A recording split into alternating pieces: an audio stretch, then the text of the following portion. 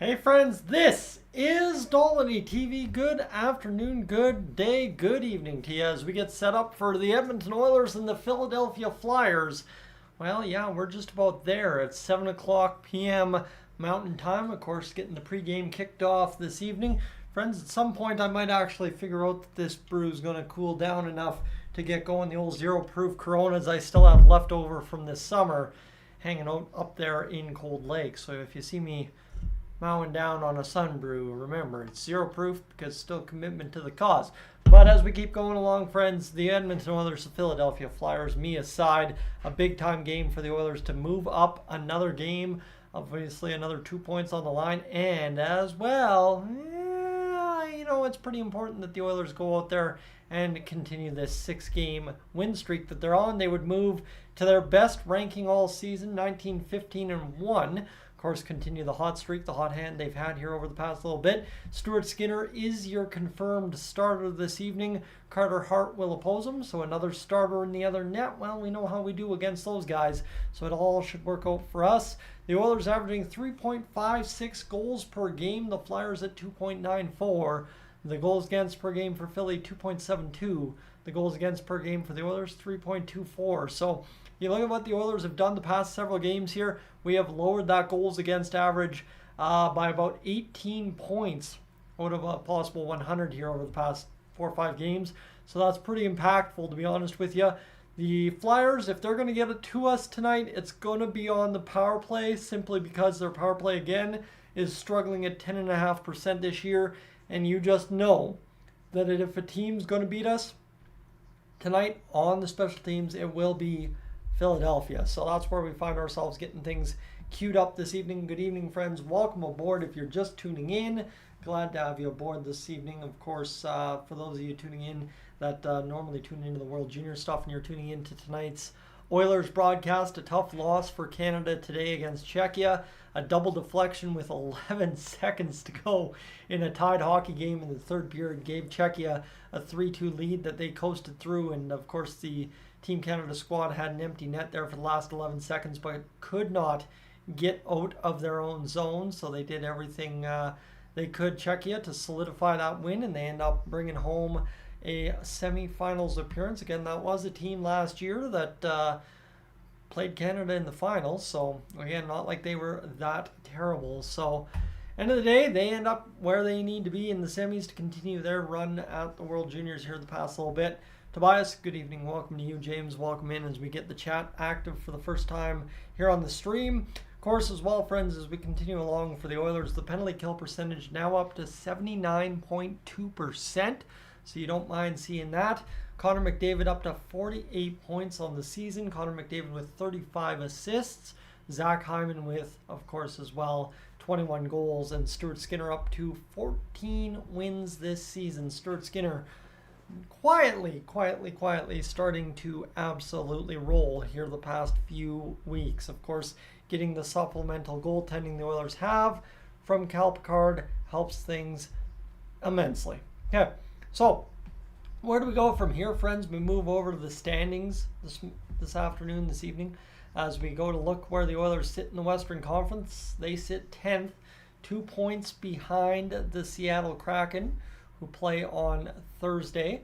The Oilers play tonight, obviously, so by every virtue of things, we should have an interesting situation to keep our eyes on Saturday. I don't think the Oilers necessarily get a playoff spot Saturday, but I would assume come next Saturday, the Saturday, what is that, Jan 11th, 12th, 13th, somewhere there, that would be when I would expect the Oilers to possibly have a playoff appearance. So we'll see what ends up happening here, friends, as the Oilers will get things underway at 7 p.m. Mountain Time on our television sets on Sportsnet 1 tonight. Again, reminder, if you're watching for the game tonight, it is on Sportsnet 1, not on the regular Sportsnet West channels, because I believe the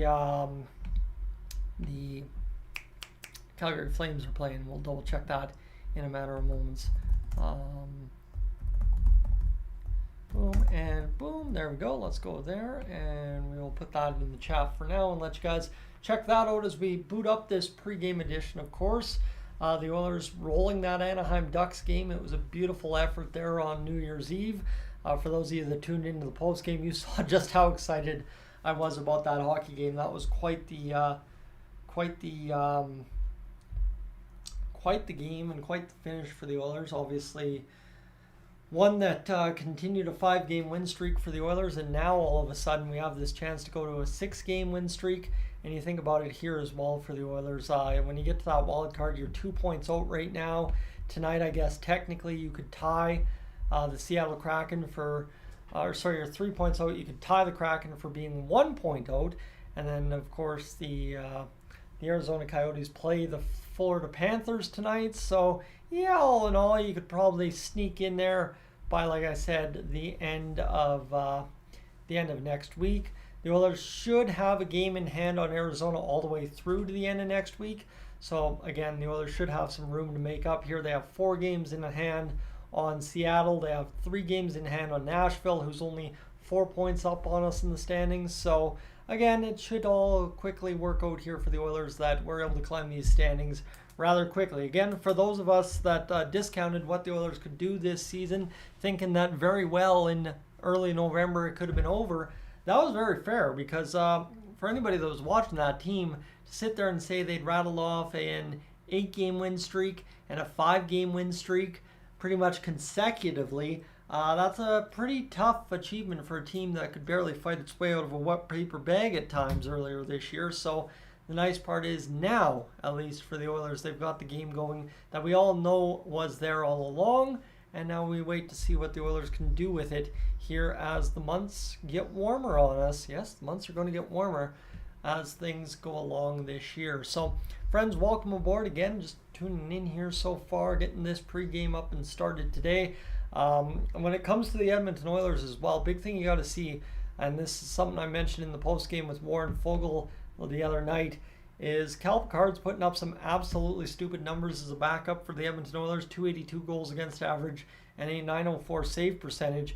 But you look at this Edmonton Oilers team this year, and you kind of look at how it all maps together here. Connor McDavid, 48 points. Leon Draisaitl at 40. Bouchard at 36. You got Hyman at 34. You got Nugent Hopkins at 33. Kane's at 24. You've got Fogle at 19, you've got Ekholm at 15, you've got McLeod at 15, you've got Nurse at 15. So those are your double-digit scores.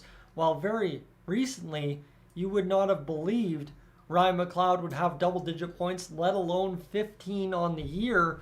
And when it comes down to it, Ryan McLeod could very well put up almost a half point per game pace. And the way he's going, that very well might be the case here, as he's on pace this season for 36 or 37 points. The same with Matthias Ekholm. Warren Fogel's on pace for about a 45-50 point season.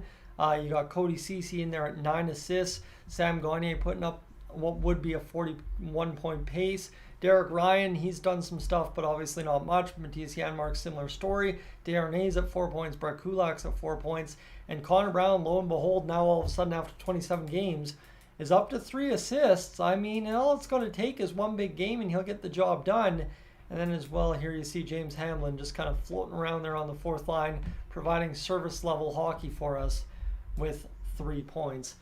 And Maria, good afternoon, good evening to you. Glad to have you aboard as we get things set up for what should be a pretty good game of hockey tonight. Obviously, the Flyers are flying, right? They've had a pretty good season so far. Give you an idea of where they're sitting right now, we can go over the Eastern Conference standings. They're currently 5th in the East. A win tonight would put them, as long as Carolina doesn't do anything, in 4th place in the East, and that would only put them 1 point back of 3rd. Currently, the Rangers hold 1st with, of course, 51 points. So you got to think about that. That is insane that the Edmonton Oilers and the Philadelphia Flyers can just inch up that much more to where they ultimately want to be this season.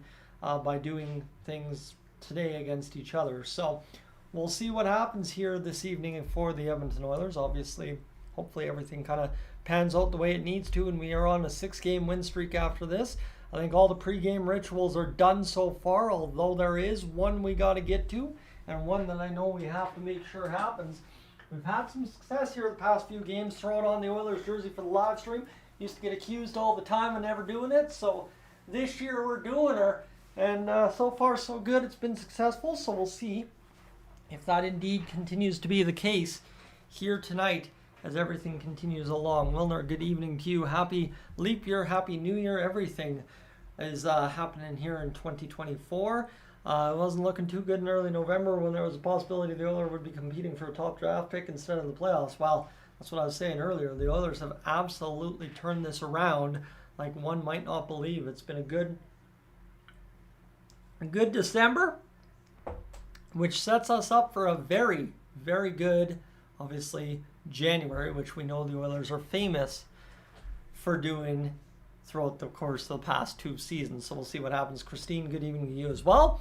And to be honest with you, friends, it does taste like beverage time. And for those of you that missed the pregame, got my zero proof Corona right here alongside me. A little bit of leftovers from the summertime there, the wedding up in Cold Lake at the end of August. So sit back and enjoy on probably the coldest day of the year so far. Sit back and enjoy a sun brew. And you'll see by my reaction to drinking the zero proof Coronas that any thought of me ever drinking or dummying beers is a long afterthought, because it ain't good. It ain't good. I'm just trying to empty out the old drink closet there and move on to new, fresher beverages for the summer upcoming. Because it's already January, and trust me, I've planned some summer holidays. Those of you thinking, well, of course, there's Country Thunder coming up, Big Valley Jamboree. That's going to be a good time.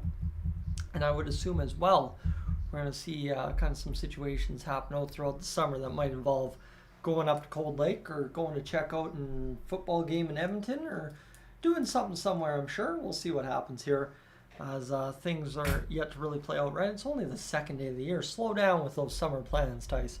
We got plenty of time to go, but we're off and rolling for what should be a pretty fun year. Obviously, it's been a pretty great start so far, to be honest with you. I think the biggest thing here this year is just looking forward to seeing where we all go together as the Oilers roll on, hopefully towards another playoff experience, hopefully another playoff winning year, right, where we go and win some hockey games and have a pretty good time. That'd be nice. And obviously too, would be nice to see the Oilers go out there and dummy a few teams in the playoffs, and if not, maybe win the Stanley Cup. I don't know.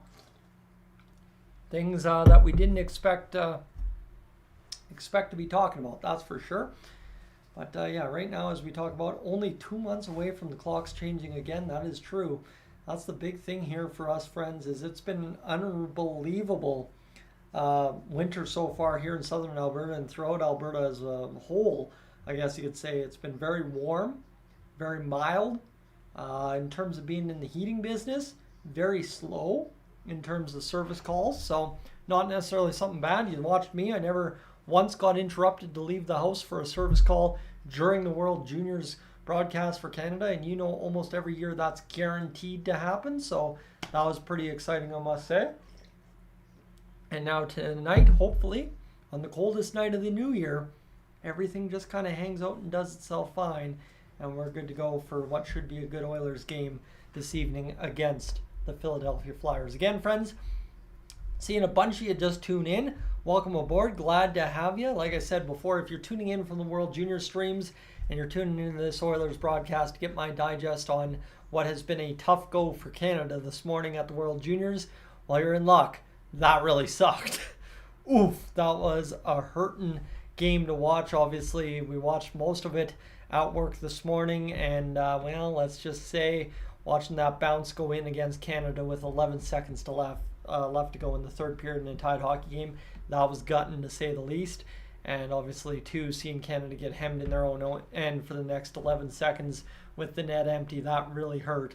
But we'll see what happens here for the rest of the teams involved in the tournament. To know what I know of the rest of the tournament, I would say it's Sweden's tournament to lose by a long, long mile.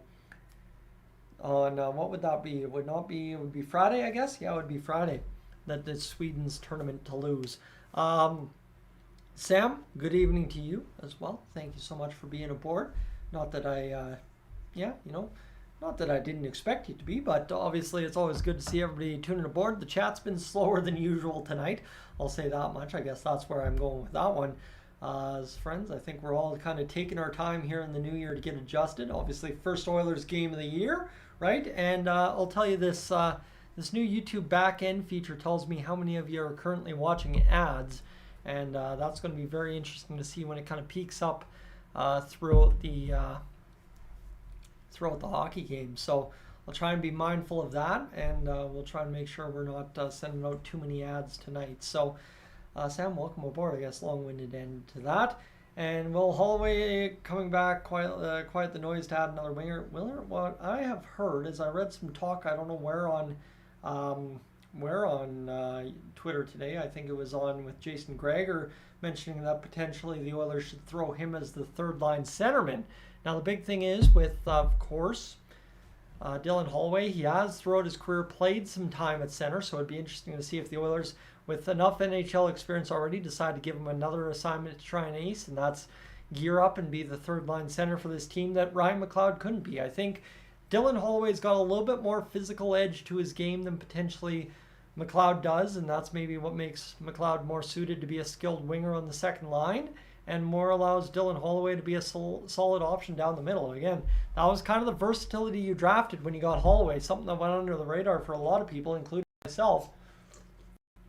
But it's something that we do indeed end up getting here out of Dylan Holloway. So friends, we are just about done the pregame portion here this evening. We're inside the Oilers locker room at Rogers Place in Ice District in the heart of downtown Edmonton.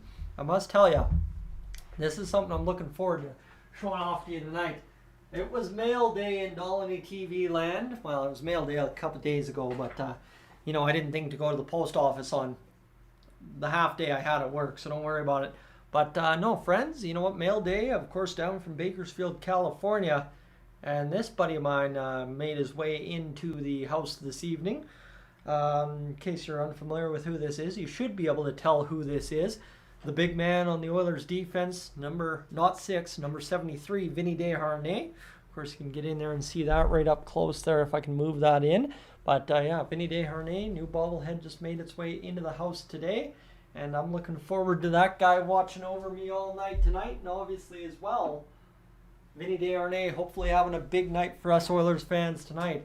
And so that's a huge, huge ad, and I'm very excited for everything that came through. I'll try and cycle through some of the stuff that came in the mail today, of course, for you. And it's always a great little day to get that mail in from Bakersfield. So now it's my task to go up to old Rogers Place there in that Ice District Authentic store. Let me tell you, they got some goodies, and Tyson knows what Tyson needs to find. So we'll talk about that in a little bit. But no, good evening to you. Greetings from Canada this evening, as Gene Principe is a little tired out there on set. Don't sleep on Philly, 11th overall in the NHL standings, finished 26th last season. So Philly's playing a good brand of hockey underneath John Tortorella.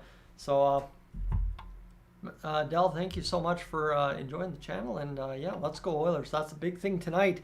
I'll tell you, everything that needs to happen for the pregame portion of this Oilers broadcast has happened already. I've checked 1, 2, 3, 4, 5, 6-ish boxes for tonight's hockey game, and everything that we've kind of checked off, right? The jersey's on. Let's not give away the trade secrets to what the success behind this winning streak is, but that I can tell you has also been done as well. What else do we got going on? Well, you know, like I actually got to eat before the broadcast, so I should be good to go for a full game tonight according to everything I can plan.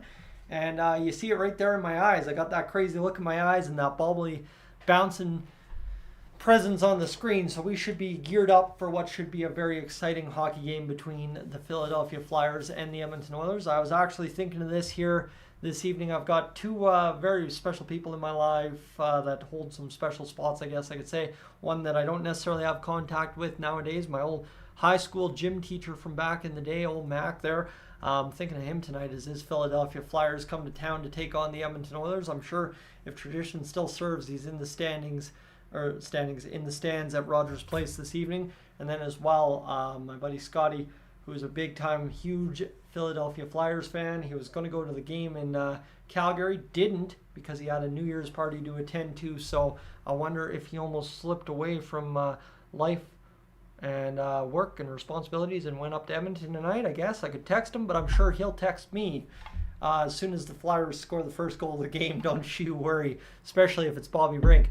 Brody, when did they start? They start here at 7 p.m., so we are just about ready for puck drop. The broadcast went live at 7, so we're about set up to get things going this evening against the Oilers and the Philadelphia Flyers. So 21 games as head coach for Chris Knobloch. The first 2 were 2-0. The next 3 were 0-3. The next 8 were 8-0. The next 3 were 0-3. And the next 5, 5-0. So Chris Knobloch up to a grand total of 15 wins and 6 losses. Oh, excuse me. As Edmonton Oilers head coach. And you kind of also thank Jay Woodcroft for that 16th win that makes us 16-6 in our last 22 games and has gotten us right back here. And I mean, at the end of the day, you cannot forget everything that Jay Woodcroft has done for us over the past 2 years to get us to this point where, of course, Chris Knobloch has us tonight.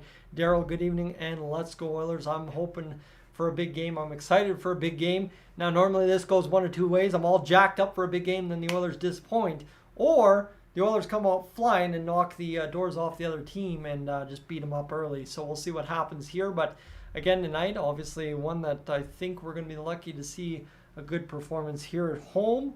The Oilers, it's 2024. It's the time of this season we've all waited to get to. So we'll see what happens here as we look to get this game obviously underway here in just a few moments. The Star-Spangled Banner raining down at Rogers Place right now. And friends, just to give you an idea, we're at 14.52 hours watched, so we should hit that 15-hour pregame normal. And we will be ready to rock and roll for the Flyers and the Edmonton Oilers. This jersey-wearing thing has been a lucky strike the past few games, so we'll see if that indeed continues to be trend tonight. And then we should be good to go. As Owen Tippett's on the bench there for the Philadelphia Flyers. You've got a couple other players on the bench there that I cannot name. And we are just about ready to go for tonight's hockey game. And Margaret, the game is 7 p.m. Alberta time. We are just about to drop the puck. Star-Spangled Banner just about to end here this evening at Rogers Place. Then we got O Canada. And then, it is puck drop. And Andrew, 6 in a row, let's do it. Well, that's what we're hoping this evening. And I'm really seeing a good potential for the Oilers to do it. I know the Flyers were a good hockey team this year, but you know what? Here you go. You're about to enter the Oilers portion of the schedule where they really crank it up. We're about to see if the Oilers can figure it out here tonight against a good Philadelphia Flyers team this evening. So we're about set for this one here. It's Connor McDavid, Matthias Janmark, James Hamlin, Ryan Nugent-Hopkins, Zach Hyman on the bench there. So too is one Adam Ernie. The lineup unchanged from that last game against the Anaheim Ducks. Really unchanged over the past several games. And friends, right now before we conclude O Canada, I just want to give a special shout out. This was a request there from my good friend at Quesada Burritos, I believe is what you call it, in Airdrie, asking for a review on the spicy chicken there, the ghost pepper chicken burrito they have. Of course, Quesada in Airdrie, one of my favorite stops for lunch over the course of the past 5 years. Well, do one better for that. My friends over at Quesada, fantastic job on the pregame meal. Might have made a mess of the seat in the car, but we won't talk about that. We'll just talk about the Oilers winning tonight and me being all jacked up because I got to eat a little bit of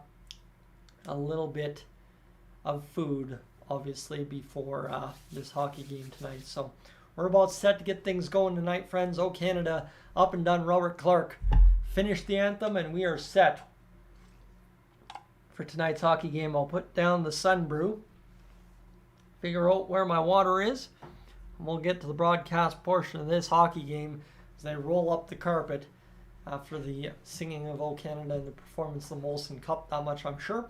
And Stuart Skinner, 14-9-1 on the season, 286 goals against average, 892 save percentage. That has kept climbing and climbing and climbing. And Stoney, good evening. Welcome aboard, friends. We are about set to get things going tonight for the Edmonton Oilers, so we should be ready to go here this evening, and I'm looking forward to it. So see what happens here as we are going to see Carter Hart take the net for the Philadelphia Flyers. Warren Fogle will start on the ice this evening for the Edmonton Oilers. Of course, Foegele riding hot after a 5-point night. One of, I believe, 5 players to record a 5-point night, 5 or 4 to record a 5-point night for the Oilers since Connor McDavid debuted. We've got the face-off, and it's the Philadelphia Flyers picking it up, firing it on a tip down to Stuart Skinner. 19:53 to go here in the first period of play. We're just underway as the Oilers will gun up right through the middle of the ice, transition to the far side, left wing, onside, play to the middle, onto the tape, shot, fires! I do not know if Ryan McLeod scored that or hit the post, but what a shot there for Ryan McLeod right out of the gate. Good play from Draisaitl, Foegele, and McLeod transitioning right quickly through the Flyers zone. Near side, boards now back to the point. Draisaitl directs it back to Ceci. Bad bounce off Ceci's shin pads or something there at the blue line. And it will now come all the way back into the Oilers' end, where, of course, Darnell Nurse and Cody Ceci will hold sway, get a line change out there, and Connor McDavid's got the working legs early. He was gunning up through the zone, trying to get ahead of the Flyers' defense, couldn't quite do it, and this one will come all the way back down to the Flyers' end just on a dump. It's Bouchard picking it back up, throwing back into the Oilers' end. Nice pass there, cut off by the Flyers. And this one will be dumped back into the neutral zone by the Flyers. Zach Hyman across the line, onside. It's played back to the blue line by the Flyers goalie. Caught the defense of the Oilers, but again, Bouchard closes quickly, forces the shot to the outside. Nice save made by Skinner. Secondary opportunity saved. Puck reversed in front, and that was dangerous, but Zach Hyman rescuing it in front, being able to save that one from a one-time slot shot, and the Flyers will fire it back into the Oilers' end here, as the Oilers kind of bled a couple of chances with that puck rolling around in front of the net. 18:22 to go. The Flyers only officially get credit for one shot. That shot from the blue line drifted wide, and the Oilers will pass this one in the middle of the ice, looking for Janmark across the Flyers zone. That's not going to work, and the Oilers cut it off on the bounce back to their blue line, and Desharnais plays it off to the defense, now near side to Janmark from Kane. Janmark dumps it down deep for Derek Ryan, who had that huge shootout goal against the Los Angeles Kings. Hasn't shown up too much this season, but he's been steady Eddie, and obviously showed up for a big moment a couple of games ago. This one, the Flyers see it poked off their sticks at the Oilers' blue line. The Oilers quickly reverse back the other way. The never-tired Evander Kane back to the attack. He gets shoved off the puck and into the end wall. He got aggressively thrown there. He wasn't too happy with it. Threw a little bit of a little stick in the blades, or stick in the ribs of somebody there, I'm pretty sure. And now the Oilers' fourth line gets a couple cracks on net. James Hamlin knocked to the ice. Looks like he's going to try and go off of the ice quickly, as the fourth line just goes out quickly for a very short shift. And now you've got Adam Ernie out there full steam ahead, throwing a hit, and it looks like maybe indeed instead James Hamlin was just a little shook up, and he left off for Leon Draisaitl, as this is Forrester inside the Oilers zone, battling near side corner. Oilers recover, try to tip it to the middle of the ice. That'll be a bad play by the Flyers defense, and Adam Ernie content enough to smack it down low into the Flyers end.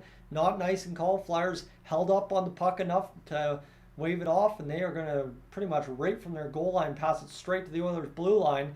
The Oilers' defense strong enough to stand tall there, and this will be an open play now for Foegele. Foegele to the front of the net, can't shoot that one backdoor for the tip in, and now is 6:13 or 16:35. We'll have a face-off in the Flyers zone, a nice and call. As that was a good-looking chance. Darnell Nurse with a beauty pass cut there by Leon Draisaitl, and actually this is the earlier chance, as Ryan McLeod literally just put that straight through the crease, and then Stuart Skinner's couple of saves there on the bouncing puck in behind and out in front. And this is Cody Ceci's one-time opportunity that clips up high on James Hamlin. That's not good to see. Spencer, Jack, Darcy, welcome into the stream. We are off and running early in this hockey game. 16:24 to go here in this first period to play. The Oilers just getting things started. Obviously only one shot on net so far. Bouchard to a defensive foot race, keeps the man to the outside, seals him off with the stick, direct him around the net. Diddy 2-0 and tip in front. Save made by Stuart Skinner. Far side now, the Oilers will play this one along the boards. Nice play by Connor McDavid. Cool, calm, under pressure, and over to Evan Bouchard. Bouchard up the wing to Zach Hyman. Button hook around the defender. He'll spin to the backhand, try to loft one to the far side corner for an Oilers attacker. That would have been Nugent Hopkins. That was no good. Now the Oilers defense playing pitch and catch at the blue line here in their own end, as they will retreat just a moment to play ahead. Bounce off the boards, cut off by Philly. Nice play there by I believe Derek Ryan trying to play that one back positive territory, couldn't do it. And here's Stuart Skinner behind the net, pass right in front. Nobody standing there for the Flyers. So an easy play for Stuart Skinner, and the shot loading up. Nice save made by Carter Hart on the 88-mile-an-hour shot from Evander Kane, who's taken down, takes a seat on the ice on the little poke there from behind from the Flyers defense. And now here come the said Flyers across the Oilers line. Shot fired up over top of the net, picked up, whacked ahead by Derek Ryan, and then a couple of unsuccessful whacks by the Oilers attackers up high in their own zone. That one will be just lofted back into the Flyers' end. 15 minutes remain here in this first period of play. 2-2 the score between the Flyers and the Oilers. Flipped into the Oilers' end. Oilers defense kind of beat to the puck along the end wall. Pass right in front there by the Flyers. That's going to go back to the blue line. They'll roll along behind the net now. It's going to be cut off now by Connor Brown. James Hamlin back out there as well, and the Oilers retrieve the puck on the reverse around, and here comes Darnell Nurse looking for a pass. He's got Cody Ceci at the point in his own zone. Ceci content to just slam it in. And you know, this is the hard part here. The Kings kind of did this to us as well. Just forced us to play it down low into their own end and retrieve the puck. They were talking about the Drew Doughty effect, and we're seeing kind of part of that here tonight against the Flyers, who are a very structured, very strong defensive team under John Tortorella. Here's Darnell Nurse playing near side, and the Oilers will load up the attack one more time. Neutral zone clogged again by the Flyers as Draisaitl cuts it off, and here come the Oilers over the line, breaking away. Fogle on net, slammed into the pads of Connor Hart, but of course Hart's able to make the save, and there's Sanheim down on the play. They're going to whistle Fogle potentially for a penalty here, and a good looking opportunity for Fogle right through the skates, just kept his feet moving, and then slams down and takes down the Flyers defender with a trip on the stick. And that will do it here for the first commercial break on the Sportsnet broadcast. Friends, welcome aboard to Dolynny TV. Glad to have you this evening. Thank you for being aboard. Again, a reminder, if you haven't, it's too early to hit that subscribe button. Shut up, Dice. I'll ask you to hit that like button if you haven't done that already. Just your friendly reminder. I see the stream poking along here around 75, 80 along for the ride. That's about as expected early on a Tuesday night, especially coming out of the holiday break. But I assume if we get that like button up there a little bit here, friends, we can definitely roll along tonight. So you'd be ever so kind. As well, friends, for those of you tuning along, Jester, good evening to you, and as well, Darcy and Elvin, good evening. I think we've caught everybody. I think so. Yeah, everybody's tuned in, so we should be good to go here for a little bit. Just a watch time update. I'll take a quick gander at that again, as it's been a pretty productive start to the day, obviously, so far. And as you look at it here, how about that? 27.8 hours, so we are well on pace for that first period, 50 hours. Obviously, still over 10 minutes remain here in this first period of play, so definitely should be on to something today. And the big thing is, too, friends, I'm going to keep myself accountable this year. I've set some lofty YouTube goals for the year 2024. Obviously, number one would be this month hitting 15,000 subscribers. That one we'll talk about a little later as this live stream goes aboard. But, you know, big thing here this year is just keeping myself accountable and going the extra distance that I have been over the past month and a half. So I'd love to see that happen. And that's a tough takeout of the back heel there by Fogle on the drive through. Again, that's almost one of those, you should call it continuation, just like you do high sticking. Sometimes on the follow through, tough go. But like I said, the Philadelphia Flyers power play ranked dead last in the NHL at 10.5%.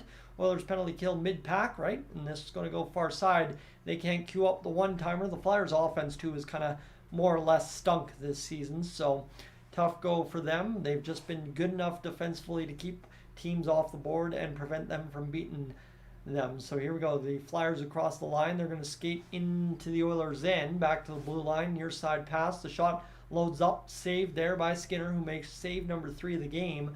Puck comes in behind for Darnell Nurse. Nurse is going to peel off to the far side corner in his own end and look for a safe play. He gets it along the dasher boards there and all the way down to Carter Hart, as York will pick up in his own end, backhand all the way back down low to the goal line in his own end, as I believe he loads up. Is that Cam Atkinson getting across the blue line? That would be who a number 89 on the Flyers could possibly be, couldn't it? Yep, it is Cam Atkinson, and this one in behind the Oilers net now. A minute remains on the power play for the Philadelphia Flyers. 3-3 the shots.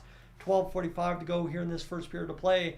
Zamula at the blue line for the Flyers plays it, and he is offside. The Flyers leave it alone, and the Oilers will retrieve and bleed time off the clock as Ekholm wires it right up the middle of the ice, and that is going to chase out Carter Hart under duress there from Connor Brown, who just about stole the puck. And you know Connor Brown would love to steal the puck and find a way to obviously get a goal on this Flyers good goaltender in Carter Hart. The shot to the middle of the ice here, bounce back to the blue line.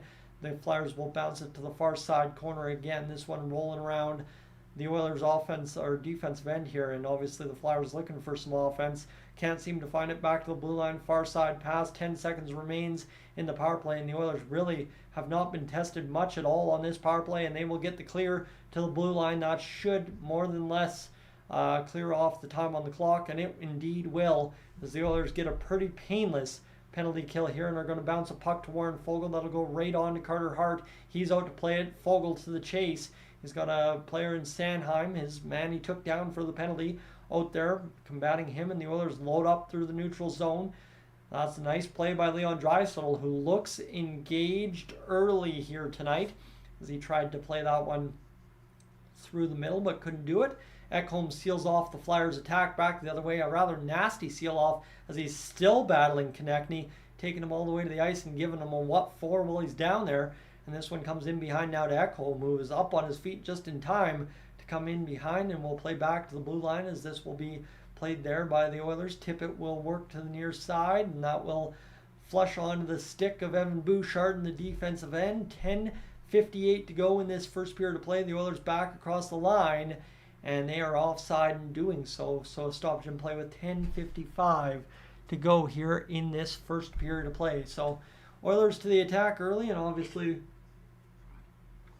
like to see them pressure the Flyers a little bit more. But again, this might be a similar first period to what we saw against LA, in which the LA Kings more or less just keep them to the outside, the edges of the offensive zone, and the Oilers, just as the game wears on, find a way to wear down the Flyers as they did the Kings. As this one's back into the Oilers zone here, as they will retrieve up the middle of the ice and throw it in. And here's Evander Kane winning a puck battle against Sean Walker for a brief moment, as the fired out shot to the neutral zone doesn't get out, and Kane again against a Flyers defender gets a best of him, and Kane goes to the middle of the ice there on the pass to the blue line, hops off a Flyers stick all the way to Kulak. He'll retrieve in his own end, pick it up here. 10:20 to go, pass to the middle, shot fired up and over top of Ristolainen, and he will just dish off to the middle of the zone, where the Flyers use the right wing breakout to get to the center ice, and then across the Oilers blue line. The shot drifted on net, save made by Skinner, his fourth of the game. Both teams have 4 shots through one half of the first period. Josh, Purple, and Mike, welcome aboard. Glad to have you. And of course, Trevor, welcome in as well. Missed you a little earlier on there. But the Oilers doing their thing so far through this first period of play. 10:05 remains. And obviously now we just need to get a little bit more offensive pressure. That's all we're saying, right? Hopefully a little different story than the LA Kings, a little less stressful. But I think the Philadelphia Flyers will make you earn every inch ice you get out there tonight. And that's ought to be the way it should be. So here we go. Face-off between Atkinson and McDavid. Face-off's down to the far side, back to the blue line for Zamula. He will go back over to the blue line far side. Shot from Atkinson. Save made off the blocker by Stuart Skinner. He wasn't even sure he had it, but he made it. Now the Oilers fire it back in. Again, that's what I'm talking about. The Flyers kind of retrieving it again with the right shot. Defenseman hops right in front. And that was a opportune bounce for the Oilers. They just couldn't handle. 9:40 to go. Here's the Oilers. Again, see the Flyers try to drive in front of the net. Can't do it. They're sealed off to the outside. And credit due where credit needed for the Edmonton Oilers, as they have kept the Flyers driving to the net to the outside and forcing them in behind on several occasions so far through this first period. And the Oilers get yet another icing call here against the Flyers. So that's another huge get the offensive zone draw. And Trevor the Beard, let me tell you, I'm hoping I can keep this going until about, I don't know, sometime mid-March. We're going to see, in time of shaving off for playoffs, so as I have a base layer to go off for the playoff beard. We'll see. Maybe this will just roll out the rest of the way home. This has pretty much been since the Oilers hired one Chris Knobloch, I've had this beard going. So I wonder if maybe that's just going to be where it goes until Chris Knobloch wins the Stanley Cup with the Edmonton Oilers. I don't know. May never shave again, some might say. Ryan McLeod back to the blue line. The offensive zone draw didn't really pan out for the Edmonton Oilers. The shot fired in by the Flyers, and this will be Evan Bouchard retrieving. He plays it up along the wall. Fogle bounces it off the wall in the Oilers zone back to the Flyers blue line. They retrieve, and they will make the pass around here as Evan Bouchard gets to the near side, and he'll bounce it to the middle. That one cut off by the Flyers, and a nice bounce fortuitously onto the stick of Mattias Ekholm. He gets it back off a bounce, and Ryan McLeod tries to play to the middle. The Oilers kind of guilty of overpassing here. Nice pass from Leon Draisaitl onto the tape of Ryan McLeod, though, and that's one thing he's been doing a little bit more lately is shooting the puck. And Ryan McLeod almost pots home the first goal of the game on a good-looking shot from the slot in the Flyers' end. 8:20 to go. Both teams 5 shots apiece here in this first period of play. Pass to the near side. Derek Ryan, far side pass, as this will hop off the benches in front of the Oilers bench, and this one will now be in behind for the Flyers defense. They try to play it ahead. They will to the blue line. This is fired far side, cut off there by the Oilers.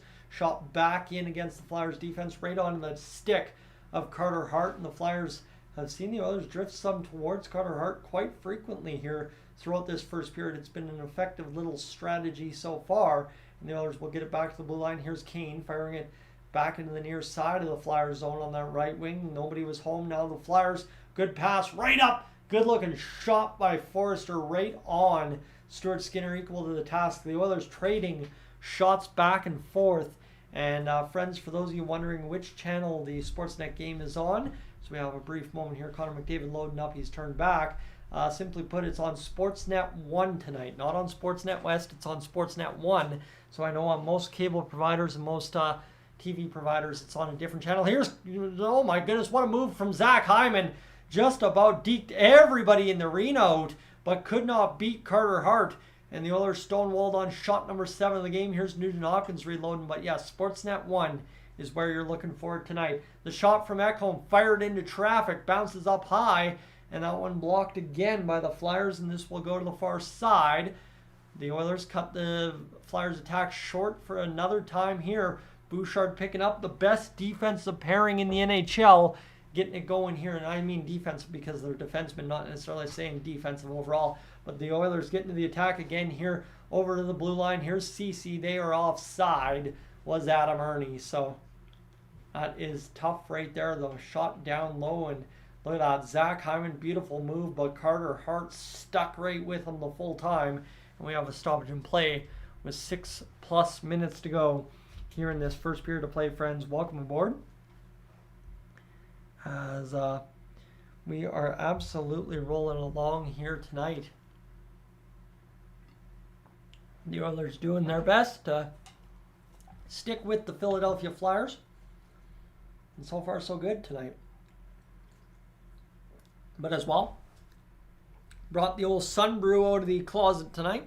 Thought it was a good night to have an old zero proof, and I think that's so never a bad time to have a zero proof, honestly. Always, rather than mixing in water, I think water is always a good thing. But yeah, we're aboard for what should be a pretty fun game. So I thought I'd bring out the old zero proof sun brews, the old Coronas there that you buy at No Frills Superstore, wherever you buy them, wherever you pay too much for them, more or less. And figured it'd be a good time to have a couple Coronas on a hockey game where the Oilers so far have no score. It's 0-0 between the Flyers and the Edmonton Oilers, and obviously we'd like to see the Oilers go out there and start lighting this up offensively, but like I said, it might be a blank period in the first, just like it was against the LA Kings. And of course, had to touch my nose. The beard hairs, the mustache hairs getting up there and making me all itchy and stuff, but we'll battle through here and we'll survive, as we're already up over 43 hours here on the stream, so we are closing in on what should be a pretty good finish to this first period. And Dusty, as to why you're asking why I can't live stream the game on my channel here, well, to tell you the honest truth, it is copyright material, and material as it is is not allowed on YouTube. And yeah, I don't want to get banned. I'd rather not get banned today, friends. That doesn't sound like a good time, as with every other time. 6:28 to go. The Flyers get a turnover on the ice here as they end up losing it to the Oilers, and Cody Ceci fires a shot. It's blocked in front. The Evander Kane back to the blue line. Cody Ceci got the pass, and he's to the far side blue line for Nurse. In the Flyers zone, back over near side to Kane. He's rolling to the middle of the high slot. Now over to Ceci, back to Nurse. The Oilers got a little offensive zone time driving here. Shot from Kane fires up over top of the net. And now here comes Darnell Nurse back to the blue line. Cody Ceci sees that one escape the Flyers end. He regathers at the Oilers line. Nice play there by Kane to get it back from Nurse at the Flyers line, and he will just plow through a couple Flyers defenders and get the puck back into the Oilers offensive territory, where at the blue line it is Ryan McLeod keeping it in. He's got a pass to the near side to Draisaitl. Draisaitl looking far side for Fogle. Sorry, actually that's Darnell Nurse, and the puck never really directed on net.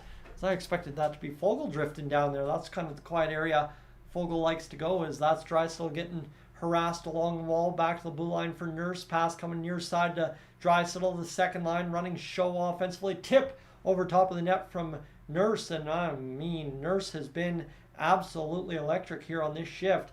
He's been playing a little bit of forward so far, as this one's going to be Draisaitl. Back to the near side. McLeod in front. Tip play doesn't go through, and the Oilers almost guilty again, like I said earlier, of overpassing a bit here in this first period of play, but they still have 5 minutes to go here in this first period, and 8 shots all told, so not like they've passed themselves into oblivion quite yet. 9 shots now credited to the Oilers with 4:45 remaining on the clock. Darnell Nurse will lead the rush ahead, then likely go for a line change as Desharnais on the ice now.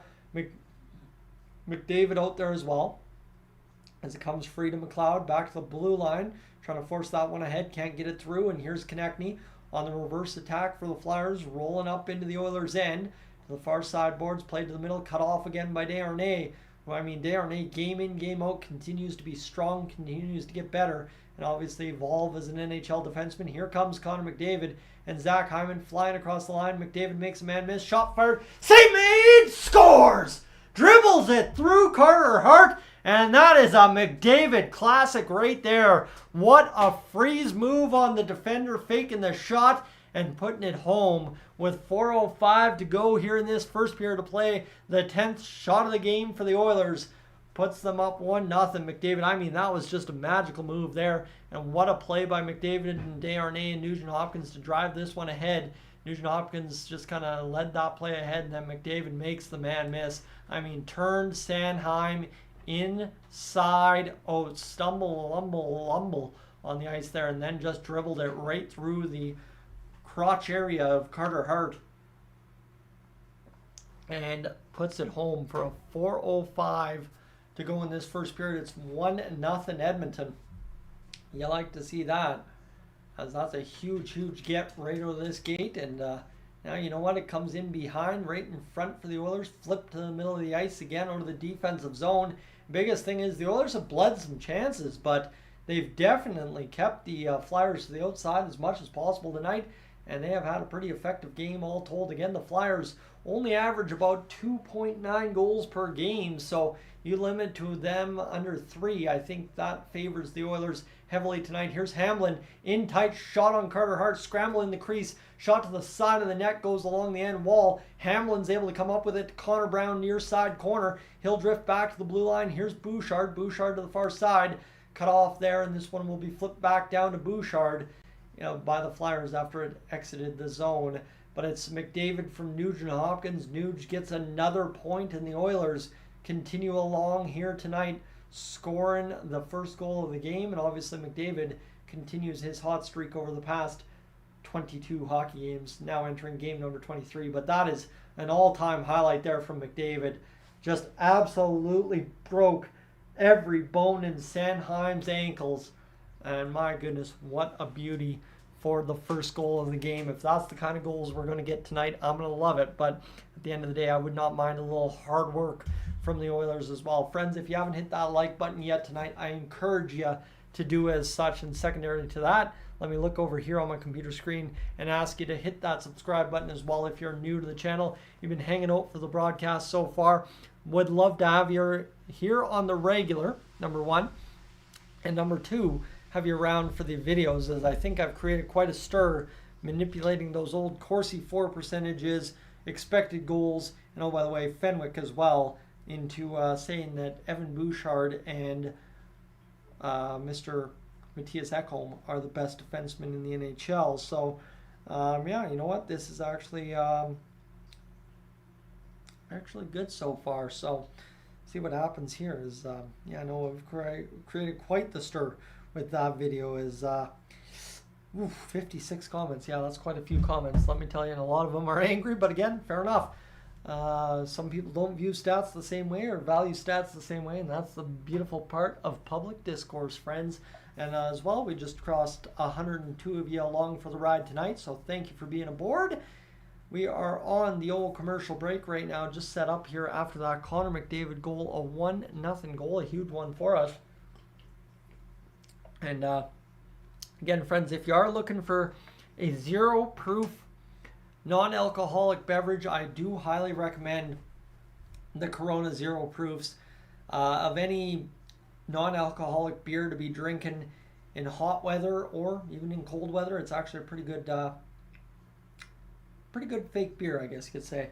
Quite enjoy it. And there's actually a lemonade that I think's brewed in Sylvan Lake, and they do a zero proof of it as well. So it's just expensive lemonade, essentially canned craft lemonade. But no, it's very fantastic as well. So definitely highly recommend going down to Sylvan Lake and finding some of that alcohol-free lemonade. It's a little different, right? It's got that fake alcohol zip to it, I feel like, or maybe I'm just imagining that. But interesting, go there. As we've got 2:50 to go here in this first period of play. We got a penalty up coming to the Flyers. The Oilers back to the blue line here. Bouchard, near side pass back to McDavid. One-timer in the glove of Carter Hart, and the stoppage in play with 2:40 to go here in this first period of play. Jeremiah, welcome aboard. As yeah, no, it's been fantastic so far for the Oilers. Obviously, getting that goal was huge, and now hopefully everything comes together here the rest of the way home. So a holding call against Zamula, and the Oilers will try and take advantage here with 2:40 to go. Zamula definitely grabbed the old horse collar there on Zach Hyman. If he wasn't guilty of a hold in today's NHL, it would have been a high stick. So tough go. The Flyers penalty kill, though, 4th overall, 85.7%.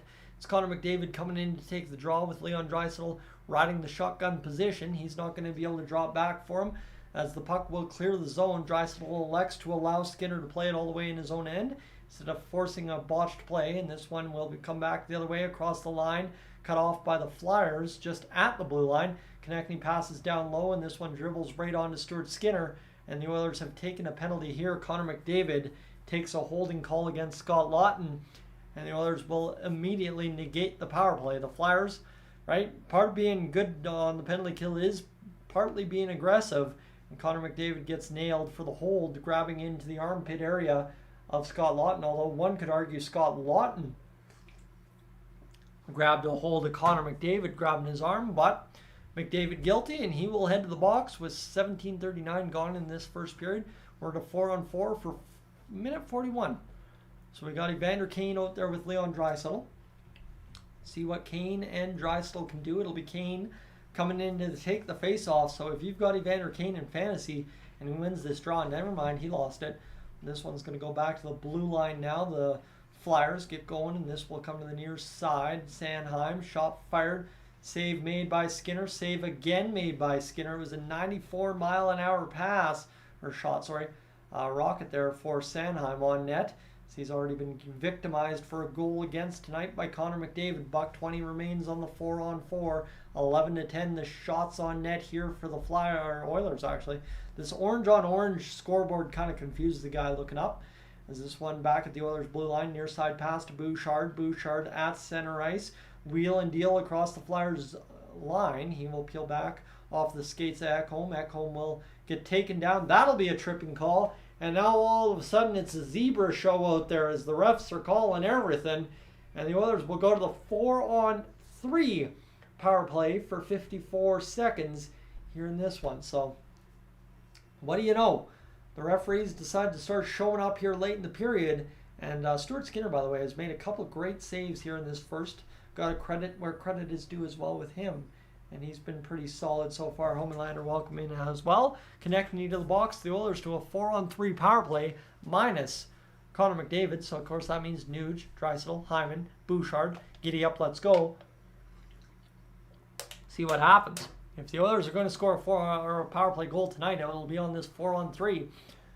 52 seconds remain in the 4-on-3. Pass back to Bouchard, near side to Draisaitl at the dot. Draisaitl fakes a couple of moves on the stick, and then he's looking to open up. And he will oval handle this puck. Draisaitl got baited into thinking too long. Shot fired back down to Skinner, who leaves on for Bouchard. Bouchard, without the steady Eddie waiting Connor McDavid, instead gives flight to Nugent Hopkins, who, you know, once in a while can move his feet too. And Hyman gets it back to the blue line for Bouchard over near side as Draisaitl tries to drift it off the pass from Bouchard over to Hyman.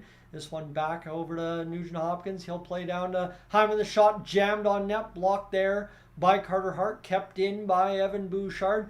Far side pass. Now McDavid coming out with 45 seconds to go. Shot from Draisaitl, blocked in front by the Flyers. And it's fired down the length of the ice. It'll remain 4-on-4 here for the next 16 seconds. Okay, giddy up as Bouchard will drift ahead. And I guess McDavid not quite out of the box as of yet, as they will get across the line, will the Oilers, and try to play this one down low into the Flyers' end. Draisaitl again overpasses the puck. Just should have shot there. 46-second power play with 20 seconds remaining in the period for the Edmonton Oilers. Pass to the middle, sealed off there by the Flyers. And I assume that, oh my goodness, Stuart Skinner came all the way out of his crease to play that puck. Gets it across the blue line. The Oilers try to force it in, but can't do it. And that, with exactly 25 seconds remaining in the power play, will do it for the Oilers, up 1-0 after one period of play. Friends, you know, not a bad time. Obviously, Connor McDavid giving it to the referee here post-whistle. And fair enough. The Oilers and the Flyers cannot be impressed with the penalties being called there at the end of that first period. Made her way too choppy compared to how the rest of this first period was flowing. And fair enough, right? It tends to happen, but whatever. By the way, the Oilers got, 3 power plays that period, and I'm complaining? Again, if you're going to start calling everything, you better call everything the rest of the way home. And I mean, that works both ways, because I don't want to see Flyers fans coming in my mention sitting here yelling at me that the Oilers cheesed to win off the refs. So, all right, friends, after one period of play, it is of course 1-0 for the Oilers. So far, so good. It was Connor McDavid with the goal tonight, assisted by Nugent Hopkins. The shots 13-10 after one period of play. Flyers out hitting the Oilers 7-5. Again, a low event hockey period, but again, both teams, right? The Flyers came in on the attack. They were pushed to the outside. The Oilers shot the puck in a lot, got some good opportunities on Hart. He pretty much made every save except for one. Face-offs heavily in favor of the Philadelphia Flyers, though. Couldn't have butchered that more if I tried. 8-4, and then of course 4-4 the penalty minutes and 5-2 the giveaways for the Oilers. So that's really where this game kind of is different, right? The Oilers giving the Flyers some chances, and the Flyers winning more face-offs. The Oilers, despite all that, though, have of course the the advantage, 1-0 over top of the Flyers. I guess we could take a look at the ice time, just to sit here and let the chat load up some questions and stuff throughout this first commercial break. The Oilers, Connor Brown played 3:35 in that first period. Adam Ernie played 3 minutes. Warren Fogle played 3:18. James Hamlin played 2:46. McLeod played 4 minutes. So keep in mind here that the kind of outside of the top 4 guys offensively, no one really saw a bunch of ice time. I guess maybe Vander Kane, the 5th guy in that mix. And for the Oilers defense, Bouchard had 9 minutes on the ice in that first period. So watch for the Oilers to kind of slow down a bit here in this second period, find some quick offense out of the gate, hopefully, and then allow the easier minutes to Desharnais and Kulak and see what they can do with it, kind of deal. And as well, maybe play CC and Nurse a bit more as well. Nursing or CC in that first period only had 6:46. Ekholm had 7:16. So Bouchard did a lot of heavy lifting early. I assume he will kind of have the gas off the pedal here in this second period, and we'll see what happens for him as we go along tonight. But friends, it's been a good first period, I think you could say. If you like that first period, definitely make sure to like the live stream. You guys know the pitch already as it is. If you hit that like button, just allows more friends to find us as the night wears on, so that would definitely be appreciated. 32 right now. I'm sure we could hit about 35, 40 before the next commercial break here on the broadcast. And friends, as we go to that, Bill, the Oilers don't look too dangerous 4-on-3. Well, again, Connor McDavid ain't out there. That was the big thing. That 4-on-3 was minus Connor McDavid, so maybe that's what's to blame. Again, excuse at the end of the day too. So make of that what you will. But we're zipping along here, friends. Mikey V in the chat. Of course, Jack yelling at that 4-on-3 2 shoot. And we'll see what the Oilers have in store for us the rest of the way home. Let me tell you, those Corona's sun brews, not very good warm. That's the only downfall to them. They got to be ice cold. But so far, so good for the Oilers. Here up 1-0 on the Flyers early on in this hockey game. Rolling along here tonight. Of course, there's Gene Prince Bay as we cross 1,000 views on the live stream. So just like that, we've done the regular run-of-the-mill goal for the first period. And of course, we're up over 50 hours watched on the stream as well. So we should be well on our way to hitting that 250 hours that we often do here. Regular season game in, game out. That LA Kings game, the only exception of the year so far due to the holidays and of course having family in the house too. So tough go there, but we'll make of it what we will as we continue along here tonight, friends. We continue here. And yeah, you know, right now I think we're rolling along. I feel bad for those friends of ours that are tuning in to all the previous Dolynny TV live streams over the past few weeks. Seeing about a total of 12, 15 views over there. So tough go right there, but we'll survive, that much is for sure. And yeah, just see where this night takes us now, I guess you could say, as we continue along this evening against the Philadelphia Flyers. I don't know if there's anything we've really missed here tonight. All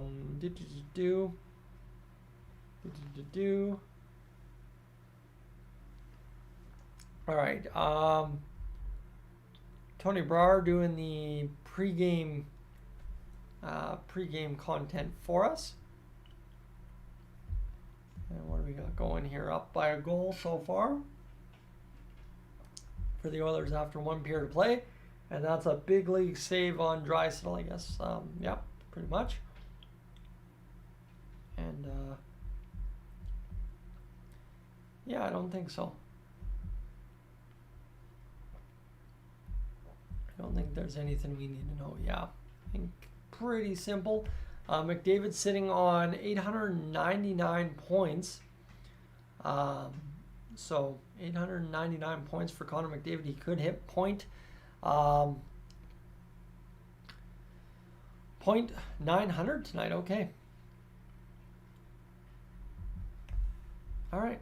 Cool. Well, we'll see what happens here in this hockey game. Sorry, that is an interesting note. I did not catch that on the broadcast. Connor McDavid is only 1 point away from 900. I guess if we were keeping tally, we would have known that. But Connor McDavid about ready to get going here for this second period, friends. We should be ready to go for this one. But friends, I'm going to take a quick break upstairs. That's, I guess, what I'm trying to get to. I will be right back.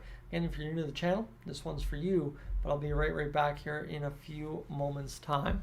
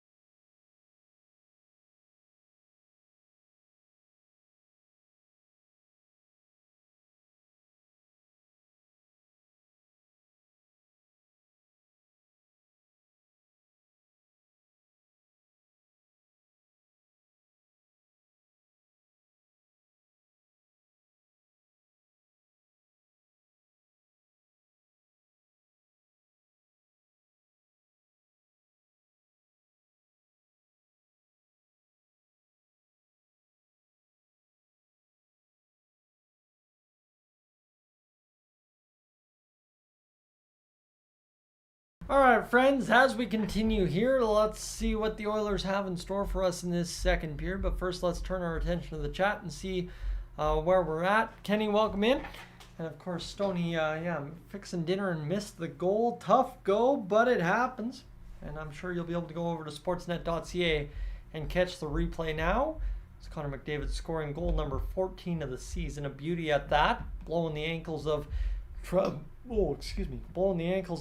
Sanheim and scoring the big goal that puts us up where we are now. 1-0 after one period of play. Oilers obviously would like to keep rolling here tonight. And, all right. Calm down that right there. Well, we should be just about ready for the interview segment of this first period here, and I think Gene Principe will have, is it Bob Stauffer in the first period, or is it John Shannon? I'm not sure, one or the other, but we are, of course, just about ready to get this Oilers broadcast back up and underway for what should be a good second period. Obviously, the Flyers, tough go in that first period. They forced us to the outside much, and then Connor McDavid broke free and just kind of glided around the defense. Nice little couple of moves there on Sanheim. Put it home and put us up 1-0. That's really funny. And I mean, Stuart Skinner solid in that first period too.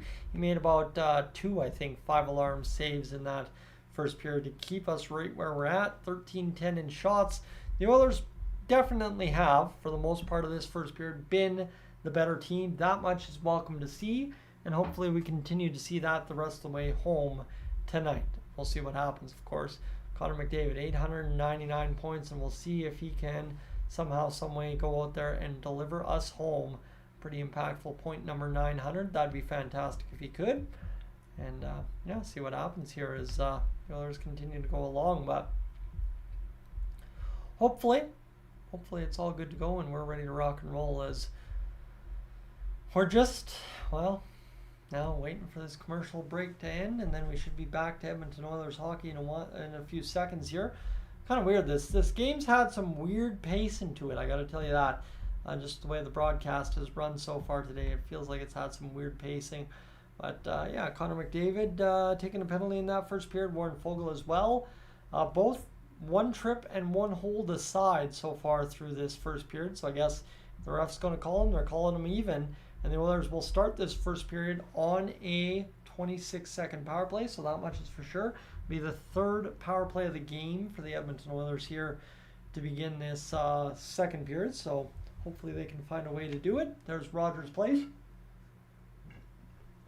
as it's 1-0 for the Edmonton Oilers after one period of play. It's going to be Craig McTavish and Bob Stauffer alongside Gene Principe in this intermission. We got about 7 minutes to go before puck drop in the second period. Bob Stauffer ready to get us rolling. He's got the hair going tonight, obviously, and there's Craig McTavish, everything rolling as well. It's Connor McDavid, a beautiful couple of sequences here tonight. A tough penalty there, so situation that dictated him to go to the box, and that set up that 4-on-3. He kind of talks it over with the referee after the end of the period. He kind of sitting there talking it over, and he was kind of even showing the referee what was going on there. So interesting there as well. But I think for the Oilers tonight, it'll be a big task of staying out of the box the rest of the way home. Don't give the referees much of anything to call because they are appearing like they are going to call it tonight. And you don't want to get into too much penalty trouble against the league's worst power play because at some point they got to snap out of it. And if Philly's going to snap out of it, it is going to be tonight against the Edmonton Oilers if they're afforded the opportunities to do so. So see what the Oilers can muster here in this second period in terms of discipline, but so far 2 penalties against is not necessarily they're going to sink you, but you'd like to see a better effort from the Oilers all told. That much is for sure. So we continue along here, friends, in this first intermission, waiting for the Oilers to get back to action in a few moments time. Obviously it's been a good hockey game so far, and we'll see what happens here. So Matt, welcome in, as we should be just about ready to get things going. We're about probably 5 minutes-ish from puck drop in this, what would be second period play. Connor McDavid Obviously, that beautiful goal there earlier, and he's just kind of been gliding around tonight, moving the feet, getting into the open lanes, but he's bottled up by Sean Couturier, who's, been pretty well looking after him. And you'll assume that Couturier will pretty much be handling the McDavid duties all night. He's a pretty good defensive center, and when it comes to bottling up Connor McDavid, I think there's only a few guys in the NHL that really do it at an elite level, and I think Sean Couturier is probably going to be one of those guys in that category, despite the Flyers only really playing Connor McDavid twice a year. Again, though, we'll see what that battle dictates the rest of the way home tonight, here with 2 periods of play remaining. Gene Principe, Craig McTavish, Bob Stauffer talking things over with us so far in this game. Both analysts without much for notes so far in this one. And there's Bob Stauffer wearing the Michigan toque with Zach Hyman after, of course, Michigan won last night in, I think, the Rose Bowl. Tough game right there for a lot of Alabama fans. And Paul, when it comes to playing the McDavid goal, unfortunately, I can't play anything NHL without getting copyrights. The guys that do mix up and mash up NHL highlights, they sure love giving away all of their views for nothing. So that's fine and dandy. That's if you don't get a copyright strike, which last time I played NHL content on Dolynny TV, I got a 6-month live stream ban, even though I didn't play any NHL content. I literally titled my stream the same I do now, and the NHL copyright system on YouTube thought I was streaming the game, so they just banned me for 6 months. So again, tough go. Don't feel like doing that anytime soon again. Obviously, we got a good thing rolling here, and we'll just enjoy the heck out of it as we go along, that's for sure. So that's where we're at, friends. Yeah, it's 1-0, thanks to courtesy of that Connor McDavid goal mentioned there a moment ago. Vinny Desharnais picks up assist number 4 of the season, and I have to make mention of that.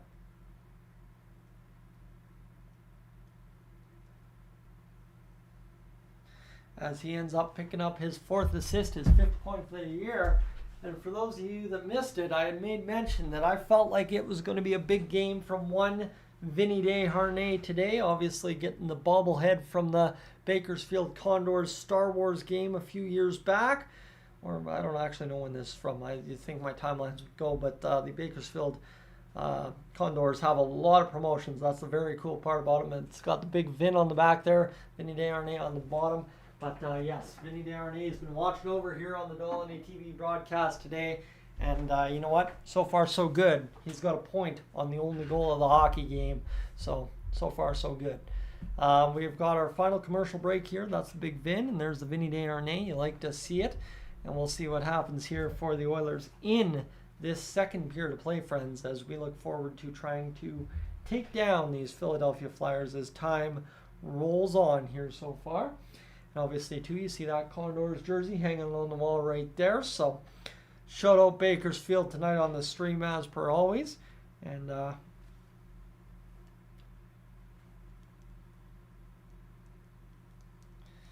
course, ignored my phone right off the start of the broadcast. So, that means I've missed 1,000,001 messages. So, give me a moment here, sorry, friends, to take a second to answer back to everybody. And let's see here. Boom. As we will continue along here and take a moment to check the watch time as well. 333 times or divided by 60. How about that? 84.7 hours on the stream. We like to see that. It's good news as we are just about to cross that 100 mark. Well, probably right around the time we go. And also 1260 the views right now. I always make mention of that. Wilner, do I think that 4 sports are making it easy to make the playoffs compared to that the 4 sports are making it easy to make the playoffs compared to 20, 25 years ago? I really don't think so. I think the big thing is playoffs and obviously the marketing of sports. You need more teams involved. So yeah, it might be quote unquote easier to make the playoffs, but every team in any major sport will tell you it's never easy to make the playoffs. And when you open up more playoff spots, that just means more teams are going to grind out for it, and it becomes harder to get the bottom spots, actually, in my opinion. So it's been the beauty here with the wild card in the NHL is there's some weird situations at the end of the year where you don't think games against other teams mean much, but in all ends of the day, it actually does. So, of course, the Oilers in that situation right now, and we're hoping to change our fortunes as we go along here, friends. We are just about set for puck drop to begin this second period. The Oilers getting going here in a matter of moments as the referee at center ice. Face off between Couturier and McDavid on this penalty kill for the Flyers to open the second period. McDavid wins it back. Ekholm on the ice here with Nugent Hopkins. Then, of course, pretty much the top line attackers, as this will be playing off the end wall to Nugent Hopkins. Back to the point near side for Bouchard. Ekholm back over to Bouchard. Bouchard down far side of McDavid. McDavid off the face-off dot. Looks back to the blue line for Ekholm. The shot loading. Ekholm doesn't take it. Dishes off to the skate of McDavid. Now the pass across to Bouchard. Cut off by the Flyers. Fired back in by Ekholm. Here's a lift over to McDavid. Far side corner. He beats York to the puck. Shot to the middle. Oh, the Oilers put it off the post. Thought for sure that was in and out of the back of the net. And here's McDavid spinning off a check. He's trying to get back to the blue line. Can't do it. Now the Flyers across the Oilers line. Bust past Matthias Ekholm, who's been out there for 51 seconds to begin this period. The Oilers top line stuck on the ice right now. So they just started a regular shift for the top line here. And this one shot to the front of the net. Fired up over top of the net. As they continue along, the Flyers trying to get towards Stuart Skinner. They're in behind from the far side, past the middle, cut off there by Zach Hyman. And this one comes back the other way and picked up by the Flyers at their own blue line, cutting off the Oilers' attack. Far side pass now comes for the Flyers, poking it to Bouchard. They'll decide to go for a line change, but they'll crash down low. McDavid caught out there for a minute and a half so far on this starting shift. Pass to the front of the net. Skinner makes the save as it bobbles into his pad. And with a minute 33 gone in this second period, that's a heck of a start. And that was a tough bounce there for the Oilers, as McDavid pretty much just had a long shift, and that pass over to Hyman puts it off the post just barely. The Oilers would have liked to have that 2-0. Here we go. Face off now for Draisaitl in the defensive zone. Nice part about not starting your top power play unit with the 26-second power play is now you can roll 4 lines right out of the gate. That's what the Oilers will do with a $1:33 gone here in the second period. Shot faked by the Flyers blue liner. Now back near side boards corner. Shot fired. And this is going to be picked up by McLeod from the face-off dot. The shot was saved by Stuart Skinner. McLeod, nice outside move to get down deep into the Flyers' end. Force along the boards back to the point. Cut off by the Flyers right along the boards before it could get there. They're going to chip back into the neutral zone. The Oilers see it chipped into the bench by the Flyers at their own line. And we'll have a stoppage in play with 18:01 to go here in this first period of play. So the Oilers obviously off and rolling here in this one. And you would interesting to see what happens here between the Flyers and Oilers in this period. The Oilers were able to get 1 goal off the stingy Flyers defense, but the Flyers defense now has also seen 12 shots from their offense, almost leveling the Oilers to begin this second period of play. As the Flyers win the face-off in the defensive zone, they're going to wheel around and get off a bounce to the boards to the blue line. Atkinson pass to the middle of the ice, across the Oilers line. Shot drifts in on the tip. Save made by Skinner, who got down in a hurry to make that one swallow up into the chest area. And the Oilers trying to push back the other way are turned back by the strong Philadelphia blue line. And now the pass over top into the Oilers zone. Gets across, and the shot save made by Skinner. Back the other way, the Oilers 2-on-1. Draisaitl and Nurse. The shot the middle there by Draisaitl, looking for any kind of tip from Nurse. Does not come, and here's the Oilers again. Like I said earlier in that first period, kind of at times guilty of overpassing. Seems to be the case tonight against the Flyers, who open up a passing lane and take it away as quickly as they open it up. Just to kind of almost fake out the Oilers as Skinner on the dump in from the Flyers. Back behind his net. We got 3 minutes gone here in this second period of play. Sorry, I'm going to confuse that the rest of the period. I guarantee you that. As Hyman's across the blue line, he's going to carry in, fired around the boards. Near side to Janmark. Janmark off the boards there. The Flyers pick up. 16:50 to go here in the second period of play. Pass to the middle. This one's cut now by the Oilers. Back to the near side. Pass in the Flyers' end. Kane fires one towards the net. Can't do it. Back to the blue line. Shot from Vinny Desharnais. Dribbles all the way to Carter Hart. puck comes free. Stonewalled is Matthias Janmark. I mean, he had all day to rush into that puck and just wasn't sure it was going to be free. Janmark wheeling and dealing back towards the net, sealed off by two Flyers defensemen. Kane wins the battle. He's going to drag back to the blue line. Flyers able to escape, and we'll be back the other way as the shots fired back into the Oilers' end. Here's Kulak, 16:15 to go in this one. Is this going to work ahead now for Kulak from behind the Oilers' net? Far side pass over to Desharnais, back across the line. Tipped in. Oilers careful not to take it too many men, and instead it will be an icing call. So icing versus too many men, we'll take it, as that's not necessarily a bad thing at all. So we'll continue along here in this second period. That's a couple of good shots there for the Oilers, as that one escaped Hart's glove, and I mean, Janmark just couldn't get that one far enough around Hart as it jammed under his skate, and then the rebound tied up by Morgan Frost. Hart 3-0-2 in his last 5 starts, 2.31 goals against average. This one back to the blue line, shot fired back into traffic by the Flyers. Bounce back into the neutral zone, shot fired in by Ristolainen, goes around the boards, and this one comes around to the near side. This will be bounced off the glass and back into the neutral zone. Flyers coming all the way back in their own end and picking this puck up, as it'll be bounced all the way into the Oilers' end. That is not icing. Both teams just kind of chipping the puck through the neutral zone and bobbling around here so far. It's been interesting. We should be good to go here in this 15:21 to go in this second period, as this comes along the boards, continuing, and that'll be Mark Stahl picking up, shot fired towards the net, backhand on, save made by Stuart Skinner. 15:08 to go in this second period, pass bounced off the wall. 15:15 the shots on goal as we approach 15 minutes to go in this first period of play, or second period of play. I told you I'd do that all game. As this one's going to be drifted towards the Oilers' net. The Oilers cannot get out of their own zone. Stuart Skinner's taken down in the net, and I think Stuart Skinner is injured here in the Oilers' net as he's shaken up. Slow to get up is Skinner. He's in that one pad down, one pad up crouch right now. Chris Knobloch watching on, hoping we don't have to get Cal Picard into the net.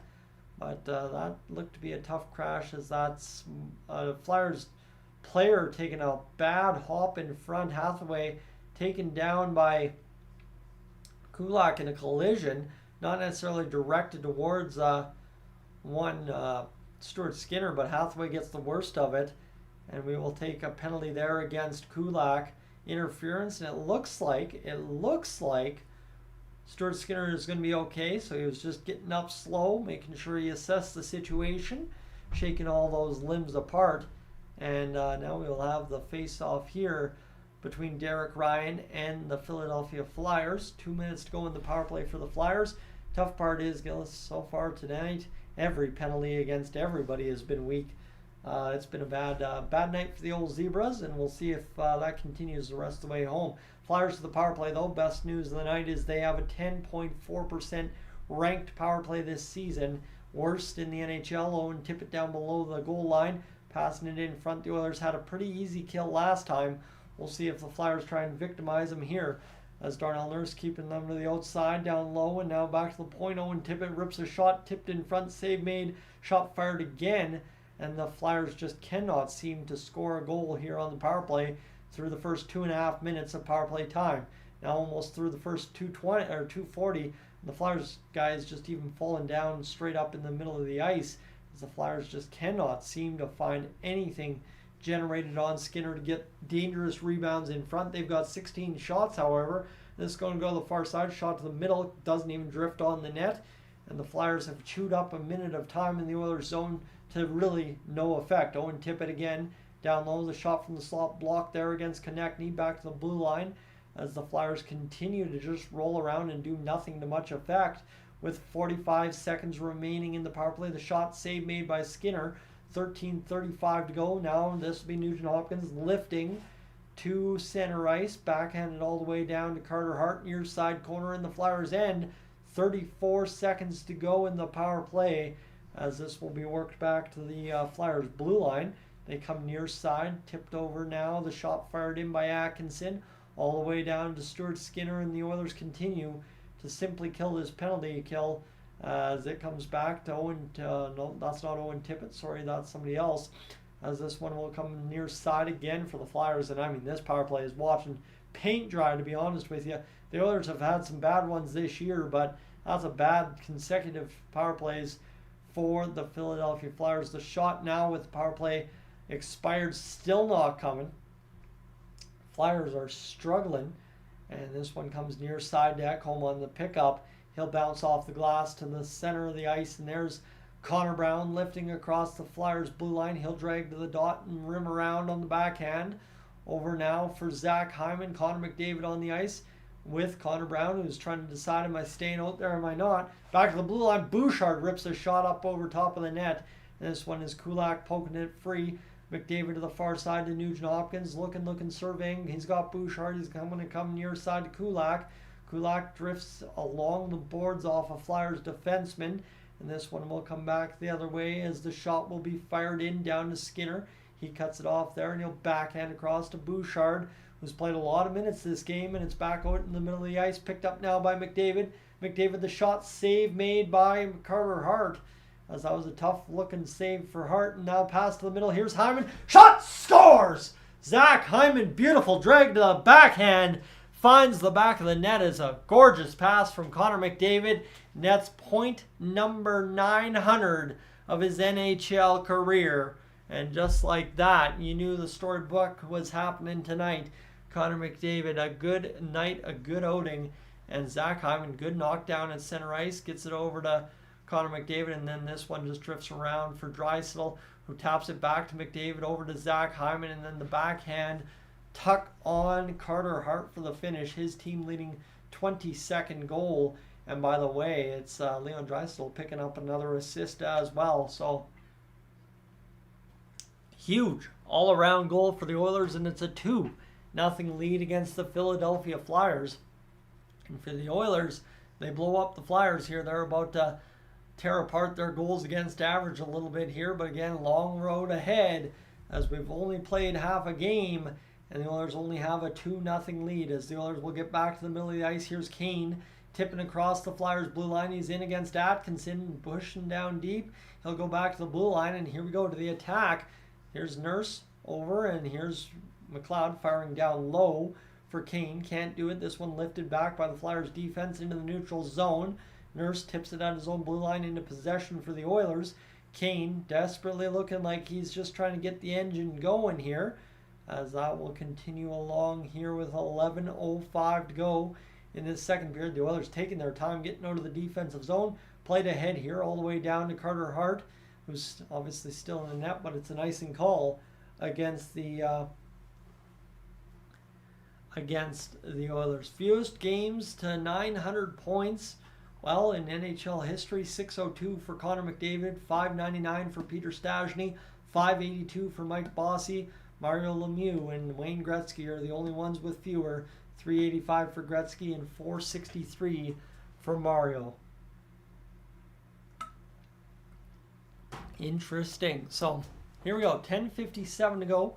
17-17 the shots on goal for the Edmonton Oilers and Philadelphia Flyers so far. This one will be a face-off 1. 10:56 to go. Knocked down there in his own skates was an Oilers player. This across the line. McLeod on the icing call will get the shot fired into Carter Hart, and the Oilers immediately come up the ice and getting, what you could say is face-off in the offensive zone to get a line change. And here we go. We're going to have a TV timeout and a quick chance to say, my goodness, friends, what a goal by Zach Hyman to put us up 2-0 with 10:47 remaining here in this first period of play as they continue to roll along here so far in this first period. Again, friends, if you are new and you're along for the ride here tonight, would love to have you along the rest of the season. If you'd be so kind to consider hitting that subscribe button, that'd be greatly appreciated. But other than that, what I got to tell you right now is as well, if you haven't already hit that like button here on the stream, we're bouncing along at about 41 likes. We would love to be up above 50 before the end of the second period, so I assume challenging a couple of you to do that would not be an issue at all, with about 112 of you along for the ride this afternoon, this evening, tomorrow, whenever you're tuning in from. And oh, by the way, as we go as well, we're up over 111 hours watched on the stream. So we're about around that mark that will put us on pace for 250. I was going to say 1150, I don't know why, but 250 by the end of the night. So we're continuing along here. It's Draisaitl's 24th assist, Connor McDavid's 36th assist and his 50th point of the season, or 50th point of the season, that's correct. And Zach Hyman's 22nd goal. Nugent Hopkins also has an assist tonight, his 25th of the year. And Vinny Desharnais has 4 assists on the year following his assist on Connor McDavid's 899th career point. You like to see that. So that is awesome to see right now. And obviously see what happens here. And CS, good evening to you. Welcome into the chat. Glad to have you aboard tonight. Again, what happened to all the noise about running the goalie coach out of town? Here's the big thing. Shut up and perform, and we're all going to stop complaining. And that's exactly what has happened here so far for the Oilers. They've gotten performance out of guys like Ryan McLeod, out of the goaltenders, right? That's the big thing. Stuart Skinner and Cal Picard have stabilized the goaltending. And now, right, the calm is down. But again, when you're struggling as much as we are, we're fair to question everything. And I think we did enough of that. And the Oilers started putting up the results. And that is where we sit now. Obviously, Stuart Skinner doing a good job himself. But again, when it comes to questioning Dustin Schwartz and wanting to run him out of town, he's the longest serving member of the Oilers bench. At some point, change is inevitable, and I think that's a fair point, that at the next time the Oilers goaltending struggles, you got to think you got to make that move. You can't keep firing head coaches because of bad save percentages. That much is for sure. So this one, face off the draw, the Oilers fire a shot on Carter Hart, and this one will be fired down low into the Oilers' end. The Flyers beat the icing call, but Cody Ceci tangled up Owen Tippett down low. That one didn't work out too well, and a pass to the middle of the ice still doesn't work out too well for the Flyers, who are suddenly buzzing around the Oilers' end, moving and shooting the puck far wide on Stuart Skinner back to the point here near side. Flyers able to keep it in. This one will go up behind, and this will be fired around the boards, and the Flyers to the far side tap it up to the blue line. The shot fired in again, blocked in front, pass to the middle, and this one all the way down into the Flyers' end. 10:04 to go in this second period. Near side pass to Tippett. He'll come across the Oilers' line. Near side again, here's Atkinson. As this is going to be a shot rifled on net. Stuart Skinner, a nice little astute save there off the blocker. Back to the blue line, Walker down low, board pass, similar to what Kulak does. Tip in front for Atkinson, goes wide. Flyers are buzzing here. They're moving their feet for the first time, I think, all hockey game, and the Oilers are under duress in their own end here on back-to-back little mini shifts. 9:35 to go here in this second period. Sean Walker walking the line. He's going to go down low again over far side. The Flyers along the boards back to the blue line. That one tips off a stick, and that goes out of play. So we'll have a stoppage in the attack for a brief moment. The Oilers able to get a line change here, as a couple of guys in this second period have blown tires right in that from the face-off dots about to the other blue line, from the Oilers zone to the other side of the ice. So interesting to see what happens here as Connor McDavid across the line. This one over to the far side. Here's Hyman leaving it for Bouchard, but the Flyers able to collect the puck and fire it into the middle of the ice. This one tipped past Matthias Ekholm, glove side on Stuart Skinner, who was down early playing a bobbling puck, and Travis Konechny, of course, the hottest shot on the Philadelphia Flyers offense, puts it home. Glove side on Stuart Skinner. That one was a tough bouncer and a good tip there by the Flyers past Matthias Ekholm. Bouchard kind of caught up ice, but again, that puck was supposed to be left for him, and I don't think Hyman really put him in a great spot for that one. This one, nice play there by the Flyers to bobble it up over top of the stick of Matthias Ekholm, who turned inside out. And yeah, no, that was a tough bounce there. A good pass by the Flyers to create that bounce, but Stuart Skinner goes down a little too early, and obviously easy goal there for Travis Konechny. I mean, for Travis Konechny, most NHL players maybe not, but man's got 18 goals this season. Here's Evander Kane, shot save made by Carter Hart. Farabee gets the, well, primary assist on that goal. The shot fired around the boards there by the Oilers, down low to Hart. Here's Kane coming thundering down. He takes the stick into the knee of one of the Flyers defensemen. That's Ristolainen.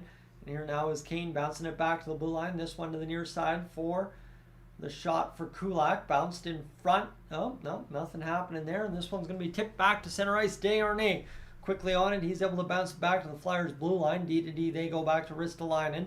This one in the middle of the ice. That'll be a big hit at center ice. And that'll be a knee on knee. And now we're going to have a scrum in the middle of the ice. Flyers and Oilers getting to work here in the middle of this one. As that was a knee from Janmark. And now Carter Hart's out to see Forrester. And you don't usually see the goalie at a center ice scrum. That usually draws the ire of the other goalie. But that was a big knee on knee in the middle of the ice there. And I believe that'll be called against the Oilers for 5 minutes as Janmark takes out the absolute knee of the Flyers. Is that Morgan Frost? Yes, it is. 8:02 to go here in this second period. So tough go for the Oilers. Kind of bang play at center ice, but it ends up going down as a penalty for the Edmonton Oilers against one Mattias Janmark, who immediately got dummied from behind on a retaliatory cross-check. Be interesting to see if something comes from that on the Philadelphia Flyers end. My friends, we're zipping along here tonight. We've hit that 50 like mark. Thank you so much for tuning in tonight. Really do appreciate that. And as well to give you that indication of where we're at on the watch time so far tonight. How about a grand total of 123 hours? So we're just about to that 125 mark. We'll be right there in about 5 seconds time, I'm sure. And then bing, bang, boom, we're on our way to that 250 mark by the end of the stream. Obviously tonight, if all goes according to plan, we'll be streaming the post-game show as well. So you'll have your chance to catch the post-game show before it goes live in video form a little later on this evening. So friends, we're aboard here for the last 8 minutes of the second period. Then we'll have the intermission and get going. But obviously what's been a good period as well for the Oilers. Sure, they're level in the score column through the second period's first 12 minutes, but 2-1 overall is the score, and we can't complain too much about that at all as the Oilers are doing their stuff so far through this one. And again, it's Travis Konechny, his 18th of the season, from Sean Couturier and Joel Farabee. Like I said, Couturier is going to have a good hockey game, that much is for sure. And Mattias Janmark nailed for tripping, not kneeing. Interesting. I did think he got a part of that shin, but so far so good there for it right now. So, yeah, let's see what happens here. That's Janmark getting part of the shin, and tough there. So is what's going on. But Ristolainen skidded away with that puck, thinking he had it, and then like I said, Janmark got dummied right there. Most road goals this season, Travis Konechny with 13. He's one above Leon Draisaitl. 8:01 to go in this second period. The Oilers backhand this down to Darnell Nurse. $1:54 to go here as the shot will be fired back into the neutral zone. 7:51 to go in this second period. And the Oilers up 20-19 in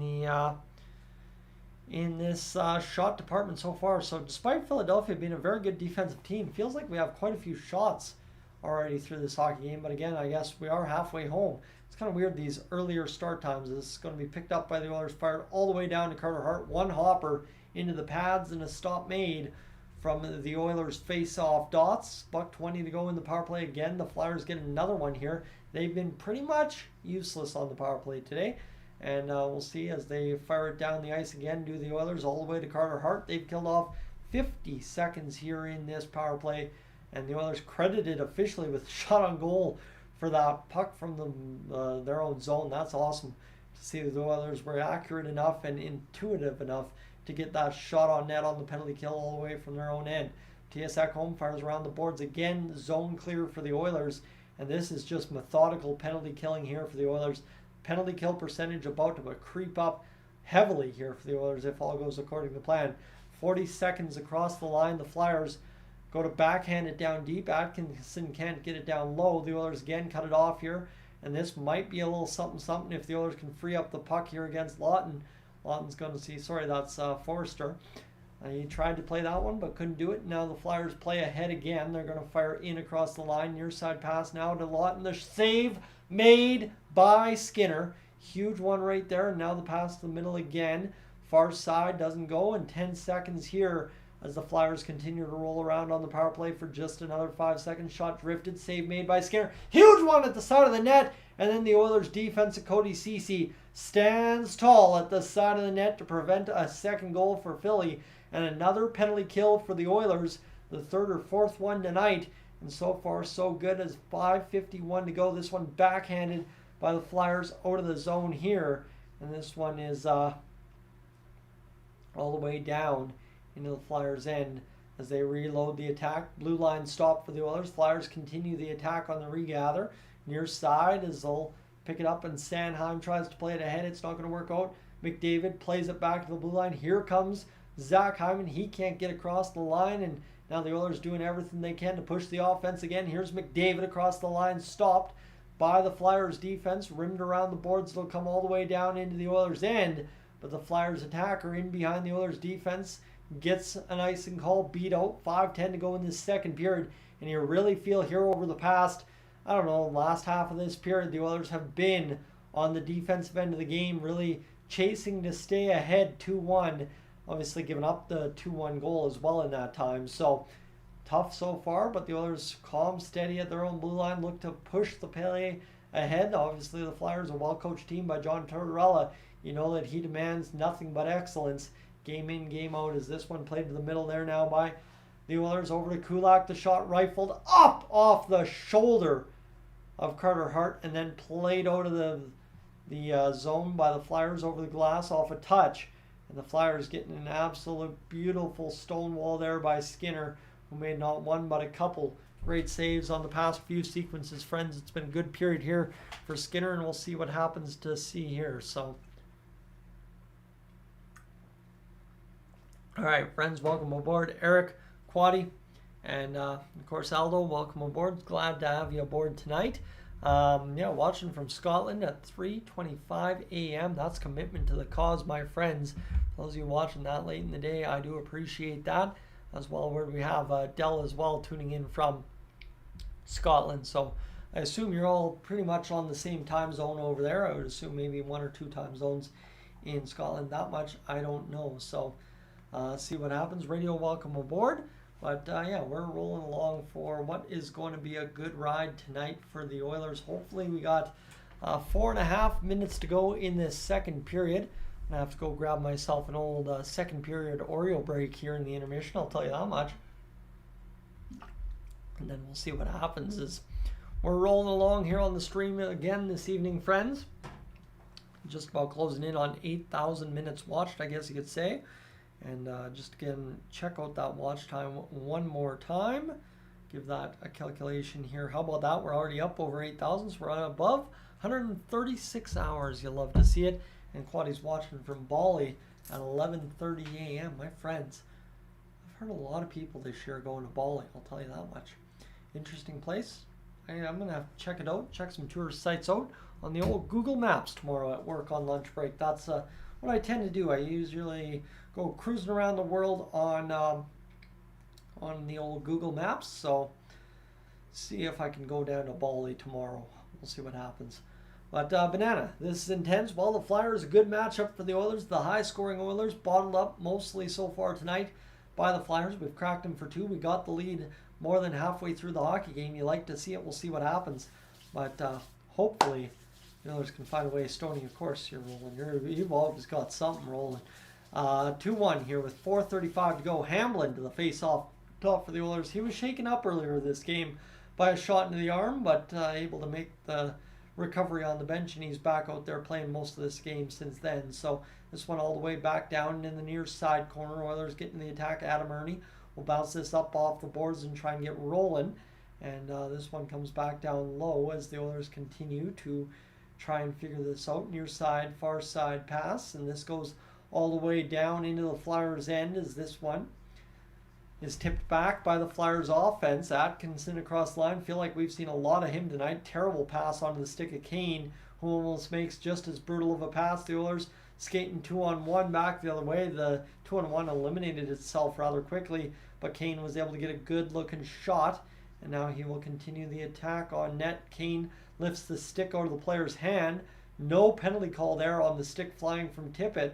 That's normally a penalty at the NHL level nowadays. CC over far side, and this is going to be Leon Draisaitl dragging. Pass down to the middle, shot out by the Flyers, back the other way, and this one will be back into the blue line territory for the Oilers as they load up all the way in front of Stuart Skinner. Here comes Leon Draisaitl across the line.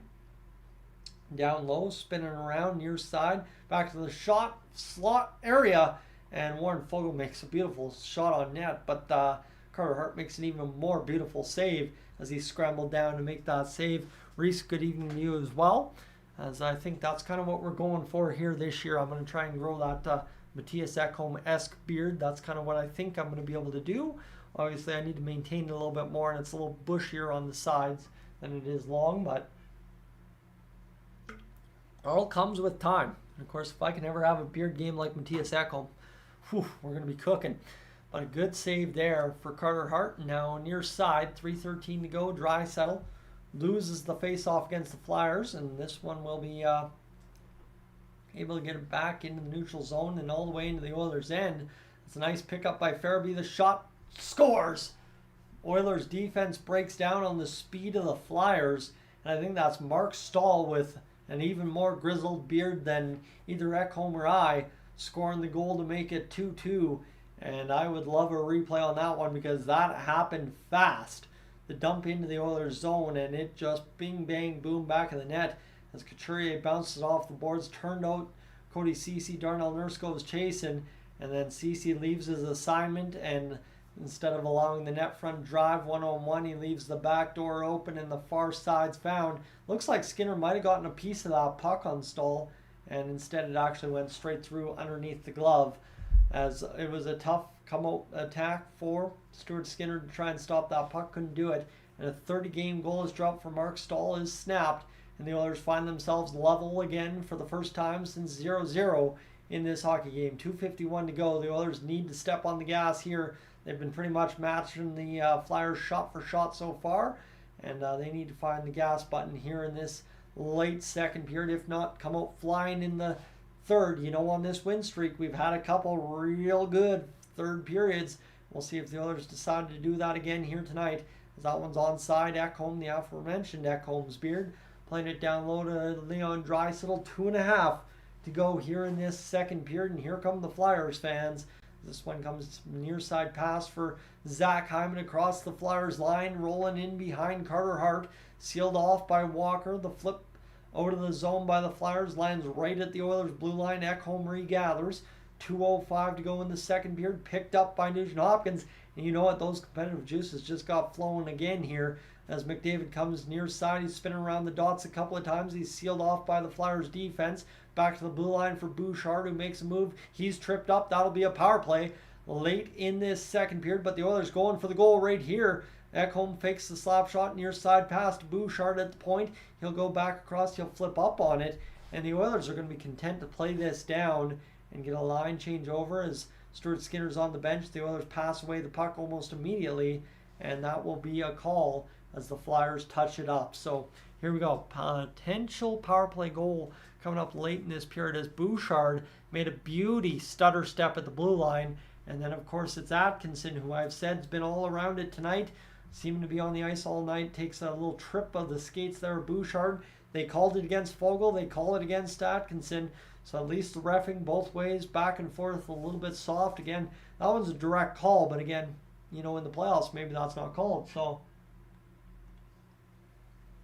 $1:29 to go here in this second period. The Oilers are going to try and, of course, find a goal here to level this game back to a lead as it's bounced back to the blue line off the faceoff. A little bumper car action to get it back to Bouchard. Down low now to Draisaitl.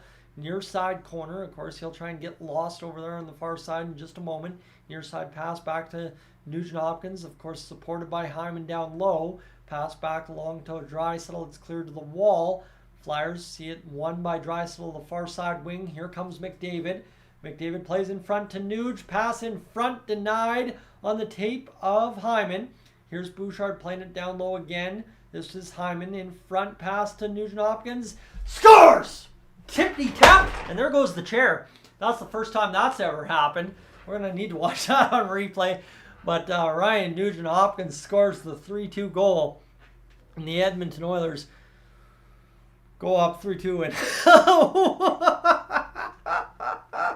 oh, that's a good laugh. Thank goodness I did not go backwards, because there's a box that would have wrecked my back of my skull.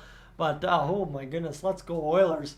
Up 3-2 now on a beautiful keep in by McDavid and the defense there, I think, of Draisaitl as they tried to pass it to the front. But the Oilers able to do it. And what a good move there down low. As here's Hyman right in front looking for Nugent Hopkins all the way. He knew he was wide open on the far side, just had to pass it around. But good work there for the Edmonton Oilers to get it going. Now 3-2, 24-22. Jordo, good evening. Welcome to you. And we're good to go. And it doesn't snow 9 months out of the year, radio. It could snow 9 months out of the year. That's kind of the thing. It is known to snow in September. It's known to snow in October, November, December, January, February, March, April. And you betcha every May long it seems to snow some day of that May long weekend in late May. For some reason, something about the climate every year gets that snow going. But big time tic-tac-toe goal for the Oilers, and we are good to go here for the last 30 seconds of play rolling around in the Oilers' end. They make short work of that power play, and Janmark back out there after his costly trip and call that kind of swung the momentum for the Flyers. Able to get it down low as the time will just bleed off the clock here with 10 seconds to go. The Flyers across the Oilers line. They're going to load up the attack, fire it down low into the Oilers' end. Didn't exactly work out. 3, 2, 1, 0. And we are back to good to go here for the Oilers. 3-2 after after 2 periods of play. So the 2 text messages on my phone right now are just mint. Okay, I mean, that is fantastic. So no, fantastic effort there for the Oilers to obviously get it going. And as Stoney says, friends, Connor McDavid can somehow average about 100 points over the next 48 games, I guess, 47 games. He would have a shot at 1,000 points still this season, so he needs a 2 point some odd point per game pace.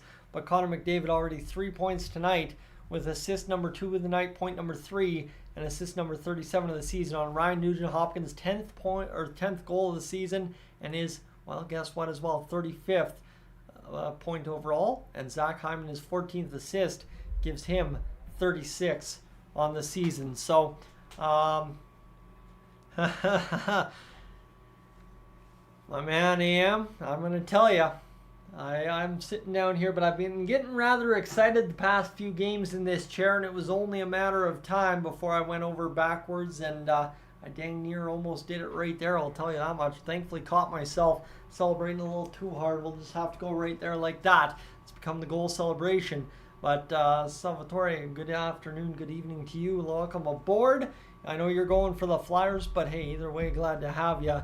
And so far, so good for both teams, realistically, after 1 period to play, or in 2 periods to play now. It's been a fun time. So let's go here and just quickly calculate the watch time one more time. We're at 1:57, so we're on the hustle the last 100 hours here before end of it all. But we are just about to wrap this one up. Obviously, a 3rd period to play, a 2nd intermission to go. Friends, I'm going to take a quick moment to go get a bathroom break here, and we should be ready to rock and roll here in a matter of a few moments to wrap up that 2nd period. Be right back.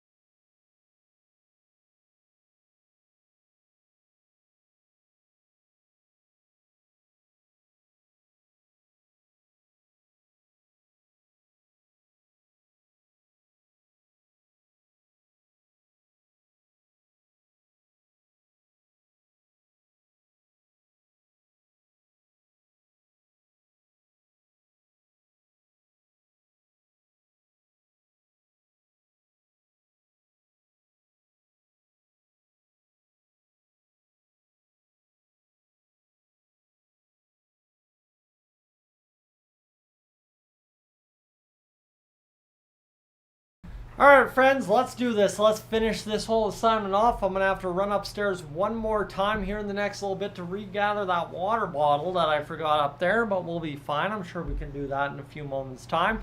But obviously, the Oilers set up for what should be a good third period of hockey. I'm hoping at least. That would be nice, but we'll see what happens here as the Minnesota Wild and the Calgary Flames are playing today. It's almost a game you'd prefer the Flames win. Looks like Anderson threw one on, and Mangiapane was able to tip it past Fleury, who's looking for win number to tie Patrick Waugh, I guess would be the number I'm looking for, as the Flames finish that game up 3-1. And technically, they now have 37 points as well. So the Oilers desperately need this win here tonight. The Canucks absolutely zipping one home on the Ottawa Senators early in that game. Ian Cole on the blue line there for the Vancouver Canucks, and then Tyler Myers firing one through as well as it bounced right in front that time for Pius Suter, who puts it home. And obviously, I think the Canucks are a pretty good team this year. They're going to keep rolling all year long. That one comes right in front, and Elias Pettersson. It's 5-0 Canucks just in the first period against Ottawa. Oh no, that sucks. Ottawa's in a world of hurt. There's Cole Perfetti, who, by the way, had a pretty big moment today, that hot mic situation. And the Winnipeg Jets able to score a 2-1 goal. And here's Vasilevsky playing it in front and absolutely creating a bad turnover. The Jets score, and that's Nikolai Ehlers falling to the ground. The Jets up 4-2. Here's some PWHL highlights as well. That kicked off this week. And PWHL Montreal and PWHL Ottawa going to work here in Ottawa, scoring the first goal of the game or something there. And now here's Montreal. I think Montreal finished this game off late, actually. It's kind of a tough finish there for Ottawa. A pretty classic Ottawa finish, as this one just ends up fired into the back of the net in overtime, in fact, for PWHL Ottawa. It's the Ottawa 67s arena is what they use, so interesting as well. I did hear that they were using a rink, but I couldn't figure out which one it was. Well, it's the Ottawa 67s rink, so good to know. Christoph, today we get kicked out of the World Juniors Tournament. We need a nice dub, boys, to put on our smile back on our face. Well, that was kind of the play here this morning. I woke up, I set the alarms for 5:30. I had intentions of streaming the World Juniors game this morning before going to work. Obviously, would have had to leave just before the first period came to an end. However, something in me said, don't stream, don't stream. Just go to bed, stay in bed, get the job done. Well, so I stayed in bed, knowing that I wanted to stream the full game tonight, knowing it was a good game against the Flyers, knowing that over the course of my life, I've had two pretty passionate Flyers fans in my life. And, well, you know what? End of the day, I wanted to make this one a little something special for myself, knowing the Oilers had a chance to be a 6-game win streak. So, cool. Let's not stream the Canada game. But what ends up happening is Canada goes down 2-0, battles back 2-2, watching the game at work, the third period on the screen at work, and bing, bang, boom, 11 seconds to go.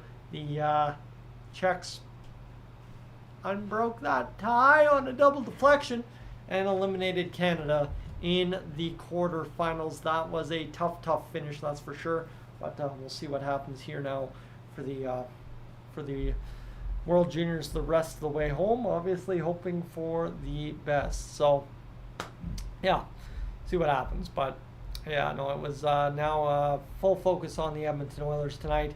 And other than possibly catching maybe, I don't think I'll be able to catch anything else of the World Juniors from here on out. So I think at this point we are full focus on the Oilers again the rest of the way home. The couple of Canada games, the Czechia-Norway game.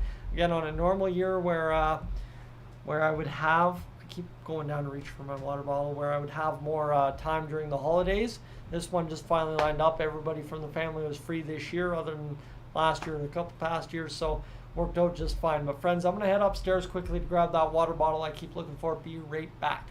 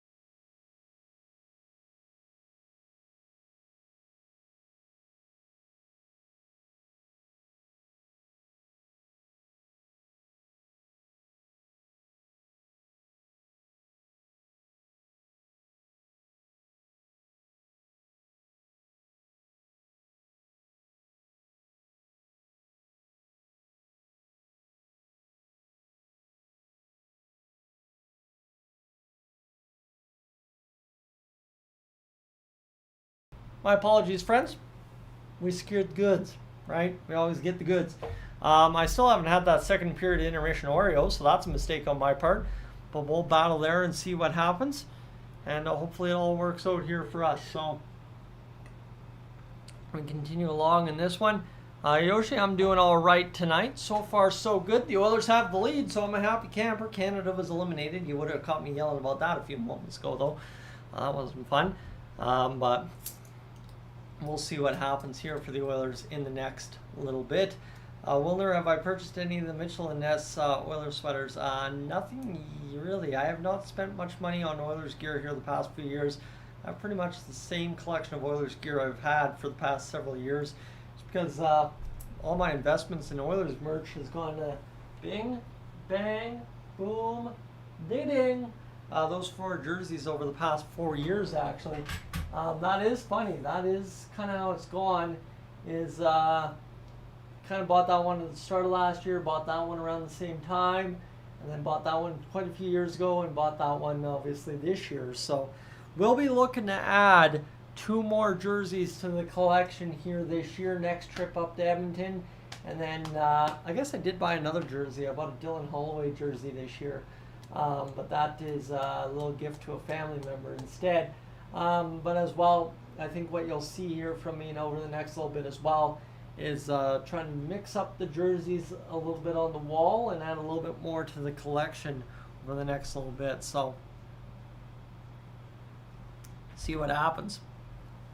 Well, we continue along, friends. Obviously, the Oilers giving us enough to talk about. Let's go recap the scoring here. Connor McDavid, his 14th of the year. And lowest goals against average Canadian-born goaltenders this year, minimum 20 games played. Well, you look at this, I think they've got a typo on Tristan Jarry, who's at 2.47. Connor Ingram at 2.49. Carter Hart, 2.54. Logan Thompson, 2.81. And Stuart Skinner, if he can keep things going tonight, down below 2.86. So that'd be nice to go. But back to our scoring summary. Connor McDavid, Zach Hyman, Travis Konechny, Mark Stahl, and then Ryan Nugent-Hopkins. Connor McDavid hits point number 900 and then becomes, I guess, the 5th fastest player to ever do that. So it would be awesome to see them continue out there tonight. Maybe line up a Connor McDavid 5.9. That'd be pretty cool if he could replicate the effort that one Warren Fogle had the other night. I'm going to take this quick second to reply to some text messages here quickly, friends, but we are tuning along to 176 hours watched on the stream, so we are just about to hit that 250 mark and see what happens.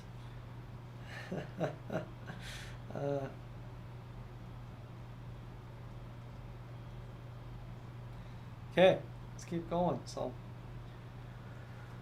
we got Craig McTavish and Bob Stauffer on our panels right now as Gene Principe is talking away. I don't know, we shouldn't be inside the last 5 minutes to go until we get things underway. Obviously Sunday we've got some highlights here as well. Leon Draisaitl's near impossible angle goal against John Gibson. Flashback here to Leon Draisaitl's goal line goal against the Ottawa Senators in the bubble season.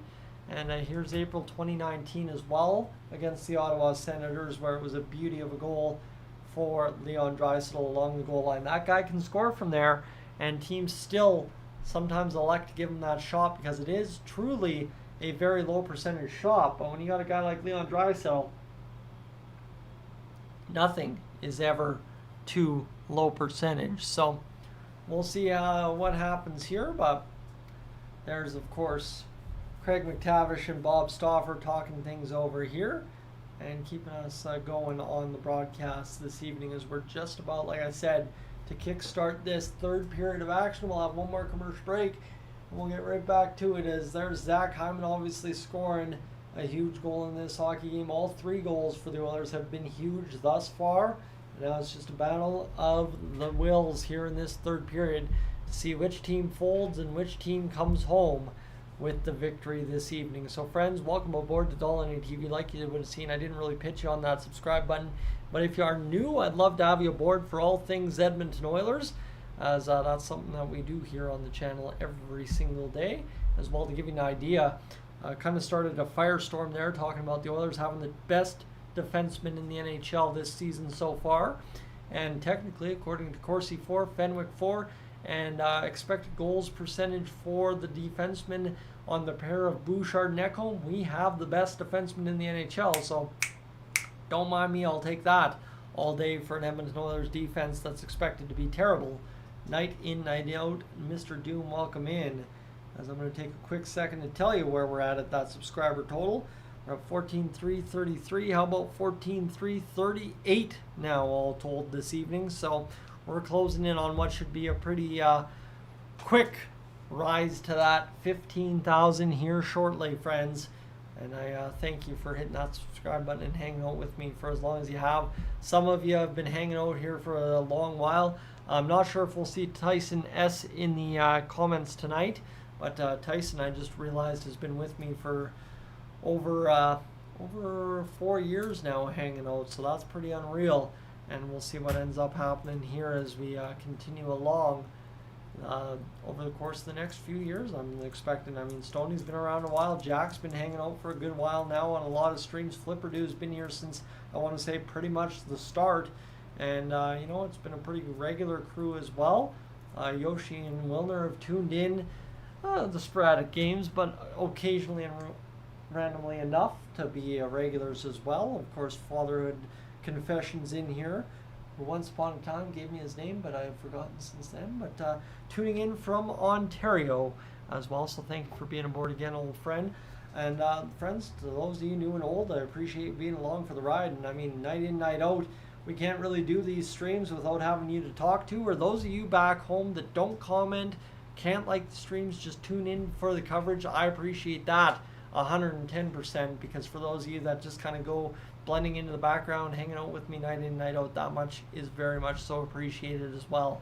And kind of nifty to hear from people that really don't give me their YouTube name. They just kind of say, pass along, thank you so much for hanging out on the channel and doing what you do. So it's fantastic. And speaking of long-time viewers, how about that? Tuning in is Tim. Once upon a time had the old blue wrench on the channel, but I think he changed YouTube channels there, and now hangs out in the chat for a few moments, or maybe a long while, who really knows, but hangs out and makes sure to send me those texts to make sure I hear what I need to hear some nights. So thank you for that, Tim. And Alvin tuning in from Grand Crash, Alberta as well. Thank you for being aboard for the ride. As highest drafted from Sherwood Park, Alberta, Caden Gooley, Mark Pissick, Ryan McGill, and Carter Hart, and some guy for the Hartford Whalers. And I say some guy, and there will be somebody in the stream right now that when I say some guy, you know exactly who I'm talking about, and you're about to tune me in, and I love it. So don't worry about it. My old hockey history, he might be in one of my hockey cards back behind this wall, but you know, end of the day, don't worry about it. We'll go through that card collection one day. So here we go, friends. 36 attempts for the Oilers on net after 40 minutes of play. 35 for the Flyers. Low event hockey so far. We're about to wrap it all up here with the third player to play between the Oilers and the Flyers. Face off down at center ice. Frost versus Draisaitl. Draisaitl wins it back. Cody Ceci leads ahead. Fires a shot wide of the net on the far side of Carter Hart. The Oilers to the attack early as Draisaitl trying to gear up the attack. Fogle and McLeod supporting him. But it is Draisaitl losing the handle here, back the other way. The shot coming from the outside. Save made by Skinner. We're already 20 seconds gone here in the third period of play. Coming back ahead the other way. Now is the Oilers attack. Spun off the puck is Fogle. He gets it down to Draisaitl, trying to play it on to Fogle again. And indeed, the Oilers able to do it as Ceci gathers at the blue line. Far side to Nurse. Back to the blue line for McLeod. Tipped towards the net. Blocked there by Tippett. And this one continues back to the blue line on the failed clearing attempt. The Oilers short side shot from McLeod denied in front. Draw or call upcoming for the Oilers as it was Fogle taken down in front. Play to the middle. The Oilers continue the attack here. Back to the blue line. Nurse has got time to skate with it. Far side pass over to McDavid. Second line rolling now with Connor McDavid on the ice. Here comes Cody Ceci playing down low to Ryan McLeod. And this is the thing. The Oilers have absolutely beat down the Flyers on the special teams. Coming off the wall now. Draisaitl far side over to McDavid. McDavid looking back to the point here now. Ceci over to Draisaitl. Draisaitl coming back down to CC, now to McDavid. McDavid wheels off and he'll spin around the zone back to Draisaitl. The one-timer, glove side, scores! And just like that, the Oilers take a 4-2 lead on the 6-on-5 advantage. And no power play required for the Oilers. Good work by Fogle battling in front to get the odd man attack for the Oilers, and it'll work out. Shot number 26, level with the Flyers, is a 4-2 hockey game with 18:33 to go here in this, of course, third period. As you like to see it, Gio, welcome aboard. And Nicholas, welcome aboard as well. So there you have it, a beautiful blast from the top of the circle from Leon Draisaitl. Top cheddar, and what a beauty one right there. So there we go. So big third period. Nicholas, I was promising that at the end of the second period, so we'll see if the Oilers indeed have that in them here. That win streak so far, 5 games, has kind of featured that, and we'll see if it continues to be the case here. Oilers back to the attack, as it's going to be Connor McDavid still out there after being around, kind of chasing that puck and doing a heavy lifting on that attempt, as McDavid now up to a 4-point night, by the way, point number 38 of the season, 51 on the year, and well now, point number, yes, you guessed it, 802 of the year now, I guess would be the call. As this one comes back up into the middle of the ice for the Oilers, they'll fire it across the blue line to McDavid, who's bottled up by the defense here now. In front is Hyman, shot blocked in front, but a good recovery there by the Flyers, or that was going to be a dangerous looking opportunity on the backhand by Zach Hyman. We got 17:40 to go here in this third period. The Oilers in full control right now if they keep pressing the way they have to begin the first 2.5 of this third period against the Flyers. Of course, biggest thing here is the point of pride, making sure Skinner finishes with less than 2 goals against or 2 goals even, and that's where he's at right now. This one back to the blue line. Shot fired up over top of the net. Near side pass back to the blue line for Desharnais, drifting down to Kane, who lets on to Janmark. Kane back to the far side point. Here's Kulak, shot drifted, tipped in front by Derek Ryan, who, I mean, beautiful tip. Had Carter Hart cheating, but unfortunately could not solve him. And this one is going to go, this one back into the Flyers zone. Back now for Philadelphia's Travis Sanheim, who loads up. Far side pass back off the wall, and this one is going to come back all the way to the blue line of the Oilers before it's ruled offside. So we'll have a stoppage in play right there. Trevor, an exciting goal for Draisaitl, and of course, now here's the thing. Nicholas, we're back to being that exciting team we all knew we should be right at the start of the year. So, we're rolling along. Kiefer McDavid's continuing his quest to get back to the top of the points standings. And now we just got to keep this going. Christoph, that's right, McDavid with his 4th point, and of course, clean as dirt. Me flipping out of my chair there. Trust me, that almost happened on the 3rd goal. 16:30 to go here in this third period of play. 28-27 the shots, the Flyers with it in the Oilers' end. Now as they go through the middle of the ice, that chopped right onto the stick of one of the Oilers, cleared back to neutral ice. Here's the Flyers reloading the attack. The shot drifts up off of the blocker save of Stuart Skinner with 16:10 remaining here in this third period of play. Nice play by Hamlin near side. And this one will come now loaded up for Connor Brown. He'll get across the blue line now to the attack. Connor Brown loading up the shot. Save made by Carter Hart. Rebound followed up by McLeod. And he will draw a penalty right there against the Flyers defense, and another shot for the Oilers, 29 of them, 15:58 to go, and this game falling apart for the Philadelphia Flyers against the onslaught attack of the Edmonton Oilers that has just not stopped coming all night. So it's been a good go for the Oilers, and obviously the referees have kind of been suspect tonight. I won't argue that, but again tonight the Oilers just need to continue the attack and continue to roll along. We should see the Oilers doing their thing. 15:58 to go here in this third period of power play now. 2 minutes as Evan Bouchard needs a point here. As this is going to go down, drifted towards the net, stopped there by Carter Hart, comes all the way back to Evan Bouchard. Bouchard plays it up ahead to Draisaitl, who's looking to lead over to the zone, load up Connor McDavid instead. Near side pass now to Zach Hyman, spin move, backhand on Hart, blocked in front, bounces back on Hart. Now it's down low for Draisaitl. He sees it blocked in front on the passing attempt. Back to the blue line now. This is Connor McDavid bearing down on net. Shot fired, tries to go 5-hole, denied by Carter Hart. And this one's going to go all the way down into the Oilers territory for Stuart Skinner. $1:20 remains on the power play. The Oilers back to the attack. Bouchard looking to bury the Flyers here. Turns it over at his own line. Forced out for a brief moment. Oilers defender blows a tire. That's Draisaitl. And the Flyers get the attack going down low.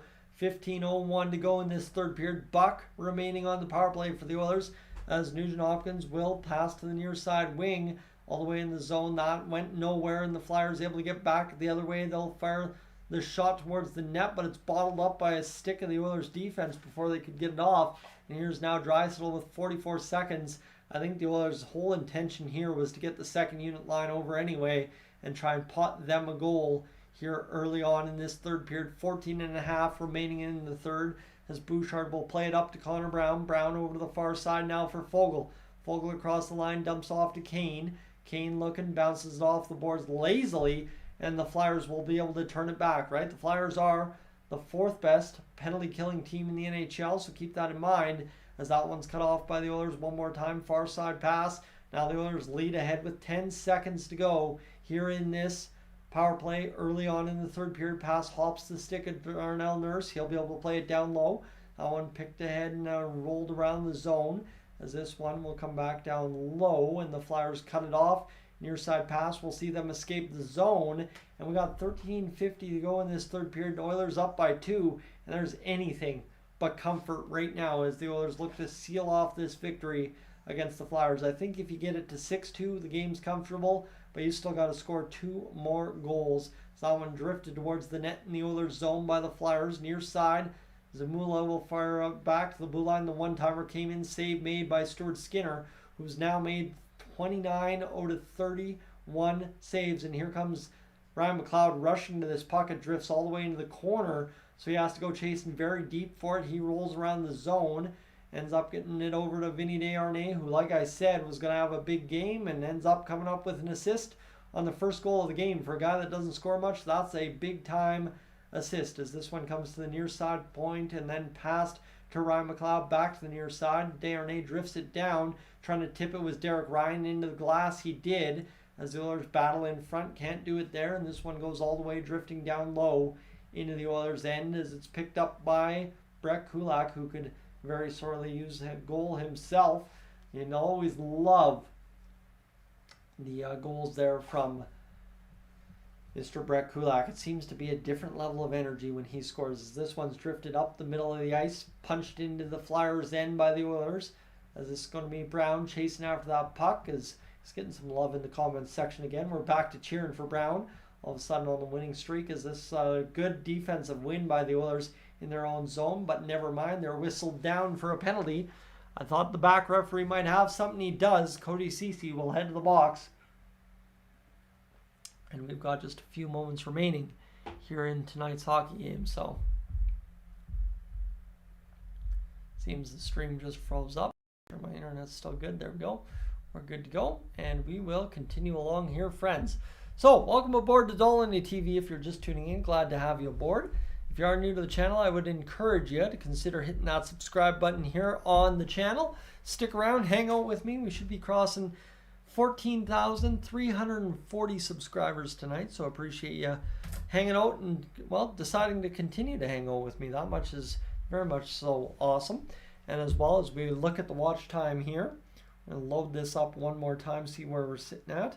2674 times 4.6 divided by 60. How about that? 205 hours. So we're 45 hours away from getting this done. So let's see what we got here. Reply to one more text and we should be good to go. And yeah, that's the hard part, is sometimes when all those texts come in, you kind of sit there and you accidentally swipe away notifications. And I tend to do that to certain people more than others, and I feel real bad about that, I'll tell you how much. Ooh. But no, we'll be good to go here in this third period of play, friends, as the Oilers have just a few moments remaining, I guess just over 12 minutes. So they got a penalty kill. That should take us down to 10 minutes. And we should be in for a treat as Cody Ceci picks up the secondary assist on the Leon Draisaitl goal. So by the way, Cody Ceci now hits double digits in the scoring column.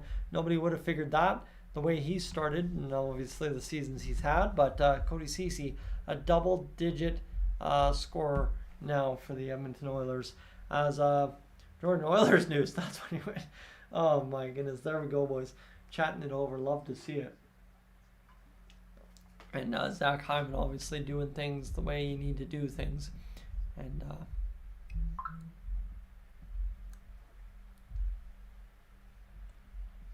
all right, there we go. Do that up. And Sandy, good evening to you. Can the Oilers still make playoffs? Yes, they can, as long as they continue to win, and that's what they need to do tonight. Pass from Tippett to the middle of the ice is the Flyers power play, which has been absolutely useless tonight. I may have just cursed it. We'll get back underway here. Derek Ryan takes a spill back behind the net now to the far side. Flyers looking to make a move, and it's back to the blue line now. And 11:53 to go here in this third period. And of course, that's when the stream freezes up. Expected that to happen at some point tonight. Now it's going to happen right here, right now. So we'll just refresh that rather quickly and get back to action. Friends, my apologies. The old Sportsnet app tends to freeze once in a while. This one passed the middle of the ice, near side, cut off by the Oilers, hops over top of a Flyers stick. And it's going to go to the far side in the Oilers' end as they kept it in just briefly. And this one will come to the near side, and Zamula picks it up. He'll roll across the Oilers' line, fire it down deep. Skinner out to play. He'll rim around the boards. That one picked up by Couturier. Buck remaining in this power play for the Flyers, and they have 31 shots. Stuart Skinner's been good tonight. He'll win another star this evening, I would figure. And 11:09 to go in this third period to play. 49 seconds to go in the power play. More easier to look at the clock than anything else. And this one comes across the line. Near side pass cut off there by the Oilers. Offside are the Flyers, and they will just take the draw at center ice. So good to go.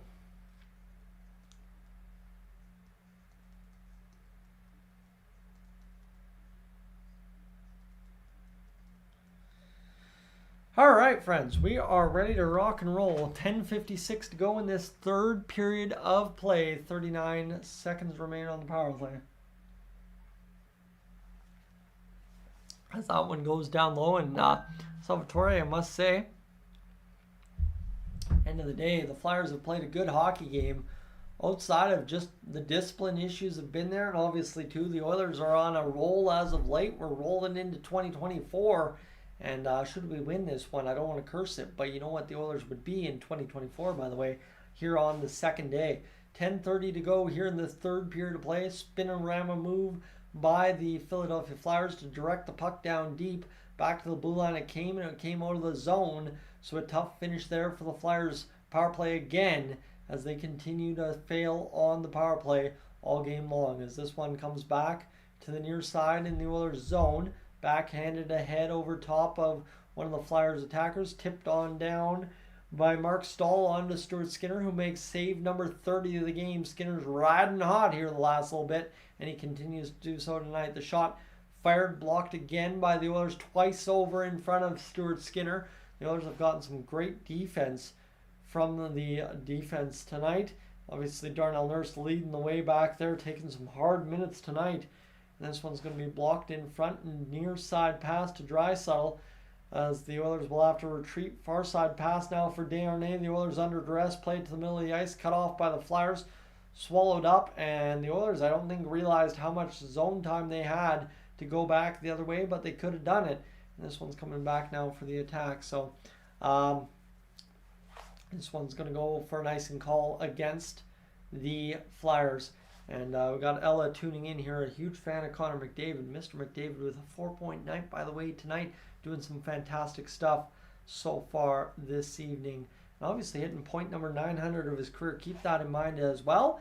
And as we go along here, Frank, Flames beat the Wild 3-1 if the Oilers win, and we're not losing ground. That's exactly, we keep pace and we gain pace on the Arizona Coyotes and the Nashville Predators. Oilers win the faceoff as we resume action here. Connor McDavid down to one knee, ending up playing it back to Bouchard, near side pass over to Draisaitl. Oilers load up, coming out of the penalty kill. As that's another Flyers player just absolutely getting wrecked by Leon Draisaitl. A stick went absolutely yard sailing through the middle of the ice, and the Flyers just have not had an answer for when the Oilers come attacking.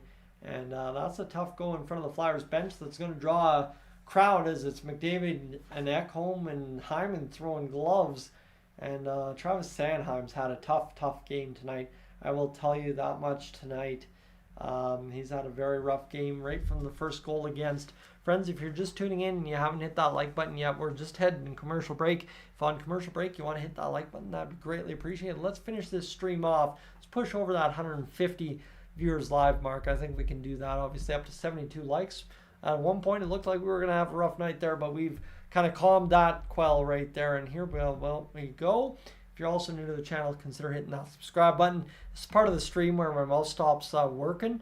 I've talked too many words in the day, and of course an average human can talk about 180 words a minute, I think is what I learned in college.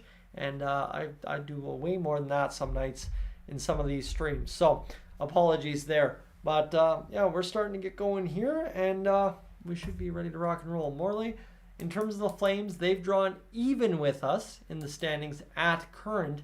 But as long as we win tonight, we will have, again, still more points than them. So we are good to go here. 4 point divided by 60. There we go, 220. So we're 30 hours away from that 250 mark.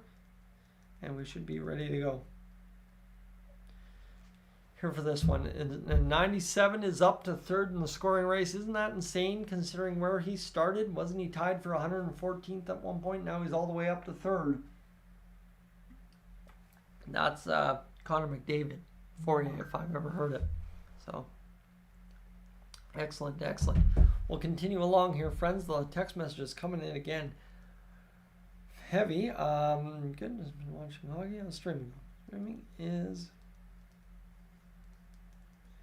Stream is so far so good, I guess we could say. That'd be a good way to wrap up this one so far. We've got 8:55 remaining here in this third period. And the biggest part of the game here so far for the Oilers is matching the physicality of the Flyers. Here's a face-off now for Connor McDavid, as he will draw down against Couturier. The Flyers win it back. They'll exit the zone. Nice little play around to get to Bouchard, but a nice play by the Oilers to turn it back the other way. Hyman battles through two Flyers, gets it onto the tape of McDavid over to Nugent-Hopkins. Top shelf! 5-2 for the Edmonton Oilers, just like that.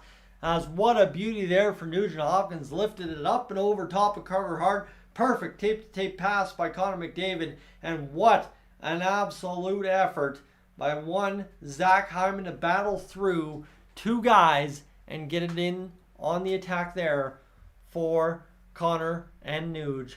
And a huge play there. Look at that. Hyman pushes it across the line. Kicks it over to McDavid on a platter to Nugent-Hopkins. Top shelf over top of Carter Hart, who was sprawled out trying to take away the low part of the net on a sharp angle for Nuge. But he puts it up 5-2, as Gav says in the chat right now. So the Oilers doing their thing. Shot number 33 is successful. And look at that, Michael, yes indeed. Connor McDavid and Nugent-Hopkins combined for another goal. And we are absolutely rolling along tonight. 5-2 over top of the Philadelphia Flyers. A 5-point night for one Connor McDavid as Zach Hyman. I mean, just credit where credit is due. And Nugent-Hopkins, how about jumping in to that play? What a fantastic go. And yeah, Stoney, I would not be surprised. You know, it looked like it was going to be impossible, but Connor McDavid may very well still net 150 points this year. The kind of tear he's been on the past few weeks. And hopefully it all comes together for the Oilers here down the stretch, and they just become a juggernaut. Here's Ryan. Shot save made by Carter Hart. And we're all going to look pretty silly for as much as we panicked about this team if they continue to just come out and dummy team after team after team after team through the course of 2024. It's that close. As the highest points per game versus the Flyers in NHL history, Connor McDavid at 2.06 is higher than Gretzky, higher than Lemieux, and he's at 2.06, the only player in history to average 2+ points per game against the Philadelphia Flyers. 10th career 5-point game for Connor McDavid, and unreal. So here we go, 8:10 to go in this third period. 5 goals, 34 shots for the Edmonton Oilers, and now you just clamp it down and finish it off. There's no empty netter to shoot for by the end of this one. You've got the 3-goal lead. Go finish this hockey game off. Preserve Stuart Skinner's 2-goal effort. And away we continue to go, as that's a big jolt up against Mattias Janmark, who's been a target ever since his kind of tripped knee on one of the Flyers attackers there. I think it was Frost. And now we're down low again near side. This one played back to Zamula. Battled in front. The shot save made by Stuart Skinner. Mattias Janmark to the near side. Evander Kane fires it down low. This one comes to Carter Hart. He'll backhand off the boards. 7.5 to go here in this third period of play, as the Flyers turn back the offense the other way, and they'll get going. Flyers across, shot, glove save by Stuart Skinner. And then Cody Ceci kind of took a run into Brink and kind of taps him on the shoulder. And that will stop right there. So we'll keep it going here. Franco, one more goal for the Oilers would not be a bad situation. I could take that all night. And 7:18 to go here in this third period of play, friends. The Oilers about ready to light things up for this one. Is the face-off down for Poland against one James Hamblin. Face-off won by Hamblin. Again, Hamlin's quite a little fantasy ad if he ever gets some big minutes on that third line for the Oilers. Nurse in behind the net. We'll check the fantasy team after this next commercial break, as this continues to go back the other way.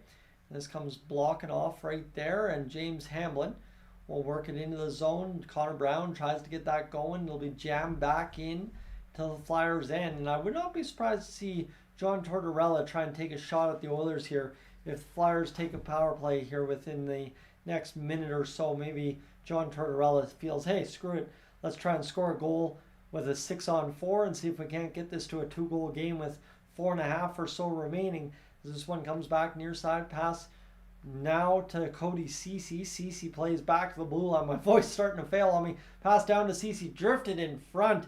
Goes wide of the net on the far side. Pass shot back from the blue line. Carter Hart sees it blocked. 6:20 remains as the Oilers come back the other way. Nurse absolutely levels an attacker for the Flyers. A good hard hip check there for Mr. Darnell Nurse. And this is going to be Leon Draisaitl playing ahead. Now here's Ryan McLeod over the line. He's going to come on the attack. He'll play to the middle, and this one comes back to the blue line. The shot coming in for Bouchard.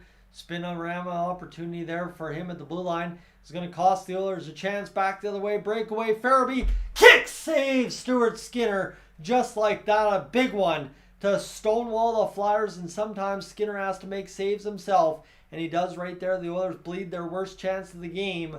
That doesn't end up as a goal. 5:36 to go in this third period. Oilers battling along the wall. Flyers scrambling along the near side or far side dot, and they will force it out. 2-on-1 back the other way. Vinny Desharnais turned inside out. Poke checks it off with a long reach. 5:20 to go here in this third period. Shot drifted towards the net. Tipped away by the Oilers. Shot again. Tipped in front by the Flyers. Goes wide. And that is a good effort here from Philly to never say die. They're trying to draw that penalty and maybe draw up that play I was talking about. Now a chance in behind the net for the Flyers. They'll go back to the blue line. Here's Zamula. He'll fire the shot blocked there by the Oilers and tip back into Flyers territory for a brief moment. And this one will go in front for Zamula to the Oilers blue line, as this is now Stuart Skinner all the way out of his net playing this puck.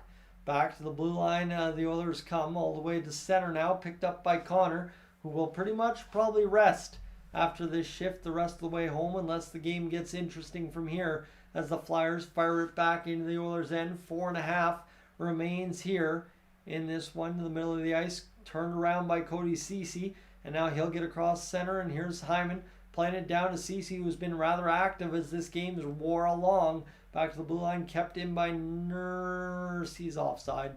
Gotta be. 4:12 to go in this third period of play. The Flyers have 36 shots on net. Stuart Skinner, a beautiful effort. He will probably finish with a .950 save percentage tonight, so long as he keeps the 2 goals against. This one played to the middle of the ice, not out of the Oilers' zone. Picked up at the blue line. Frost was able to play it down low into the corner. Tip play to the far side doesn't work, and this one goes back behind as the Oilers again under duress in their own zone against the Flyers. The shot loading from the outside. 36-34 the shots on net here for the Oilers and Flyers as the Flyers have the edge, and the Oilers can't seem to clear the zone. Breakaway effort towards the middle of the ice for the Flyers. Can't do it. Tipped away by the Oilers, and here come the Oilers attack over the blue line as that's Evander Kane, Derek Ryan, and Matthias Janmark cut off on a flubbed up puck there by Matthias Ekholm, and back the other way to the shot save made by Stuart Skinner, who will just hold on to that puck and stop play here in what's been a scrambly last 2 minutes for the Oilers. Like I said, I've had a feeling we could hit up over 154 of you aboard for the ride here tonight. Thanks for being aboard for the ride. I appreciate that. And, well, friends, if you are new to the channel and you want to stick around for the post-game show, you want to stick around for obviously everything Edmonton Oilers, I would encourage you to do so by hitting that subscribe button if you're able. Hey, stay tuned. We're going to have a lot of fun here in 24 by the looks of this Oilers game so far tonight. As we'll go to commercial break again, friends, thank you for being aboard tonight. Really do appreciate it. Mr. Sports Cards, welcome for, thank you, and welcome in tuning in. As we continue along here, I don't think we've missed anyone yet. Connor McDavid looking maybe for point number 6 tonight if he gets another shift, but I think we can all say it's been a really fun go so far this season. It's been an interesting turnaround. The Oilers about to have an 8-game win streak, 3-game losing streak, and a 6-game win streak. If you go with 14-3, game in, game out, and guess what? They're very well might be able to do that down the stretch here in the last couple of games of the season. 17 games. They've got just under 50 games. So, yeah, it's doable. They could have 6 losses down the stretch here. But, again, getting ahead of ourselves still. But, Andrew, the only way to get out of that hole was an 8-game winning streak. And that's exactly what the Oilers did, right? I did that video pretty much when we hit the 8-game win streak. We all thought it was a joke. Oh, an 8-game win streak, and they're right back in it. 8-game wins. Oh, they won 2 in a row. 8-game win streak, they're right back in it. We're laughing about it. Then all of a sudden they've won 6, and it's like, oh my goodness, they very well might be able to do this. And that's where they did it. They were able to get it going the other way, and they got to that 8-game win streak, lost the next 3. Oh, we gave it right back, and now we haven't given it right back. We are on the door knocking to get in. We should be 1 point back of a playoff spot tonight against the Arizona Coyotes by night's end if, as I saw in the chat here a few moments ago, Spencer, as he said, Florida indeed beats the Coyotes by a score of regulation win tonight. Here's Ryan McLeod backhanding down low, and this one will get to the near side. This is worked by the Oilers as Brett Kulak fires up off the boards. Nice play to Leon Draisaitl. Draisaitl back to the middle of the ice. Now here's Fogle. What an out stretch save from Carter Hart. He fell down in the sequence but was able to make it. And now with 37 shots on net, the Flyers unable to solve Skinner through pretty much 57 minutes of hockey more than twice. As here is Draisaitl along the wall. And this one is bounced around the near side. Picked up by the Flyers. I really wasn't sure where that puck was, to be honest with you. And the Flyers almost shot it in off the face of Atkinson. And here we go. Desharnais now around the wall, down low, picked up by Kulak.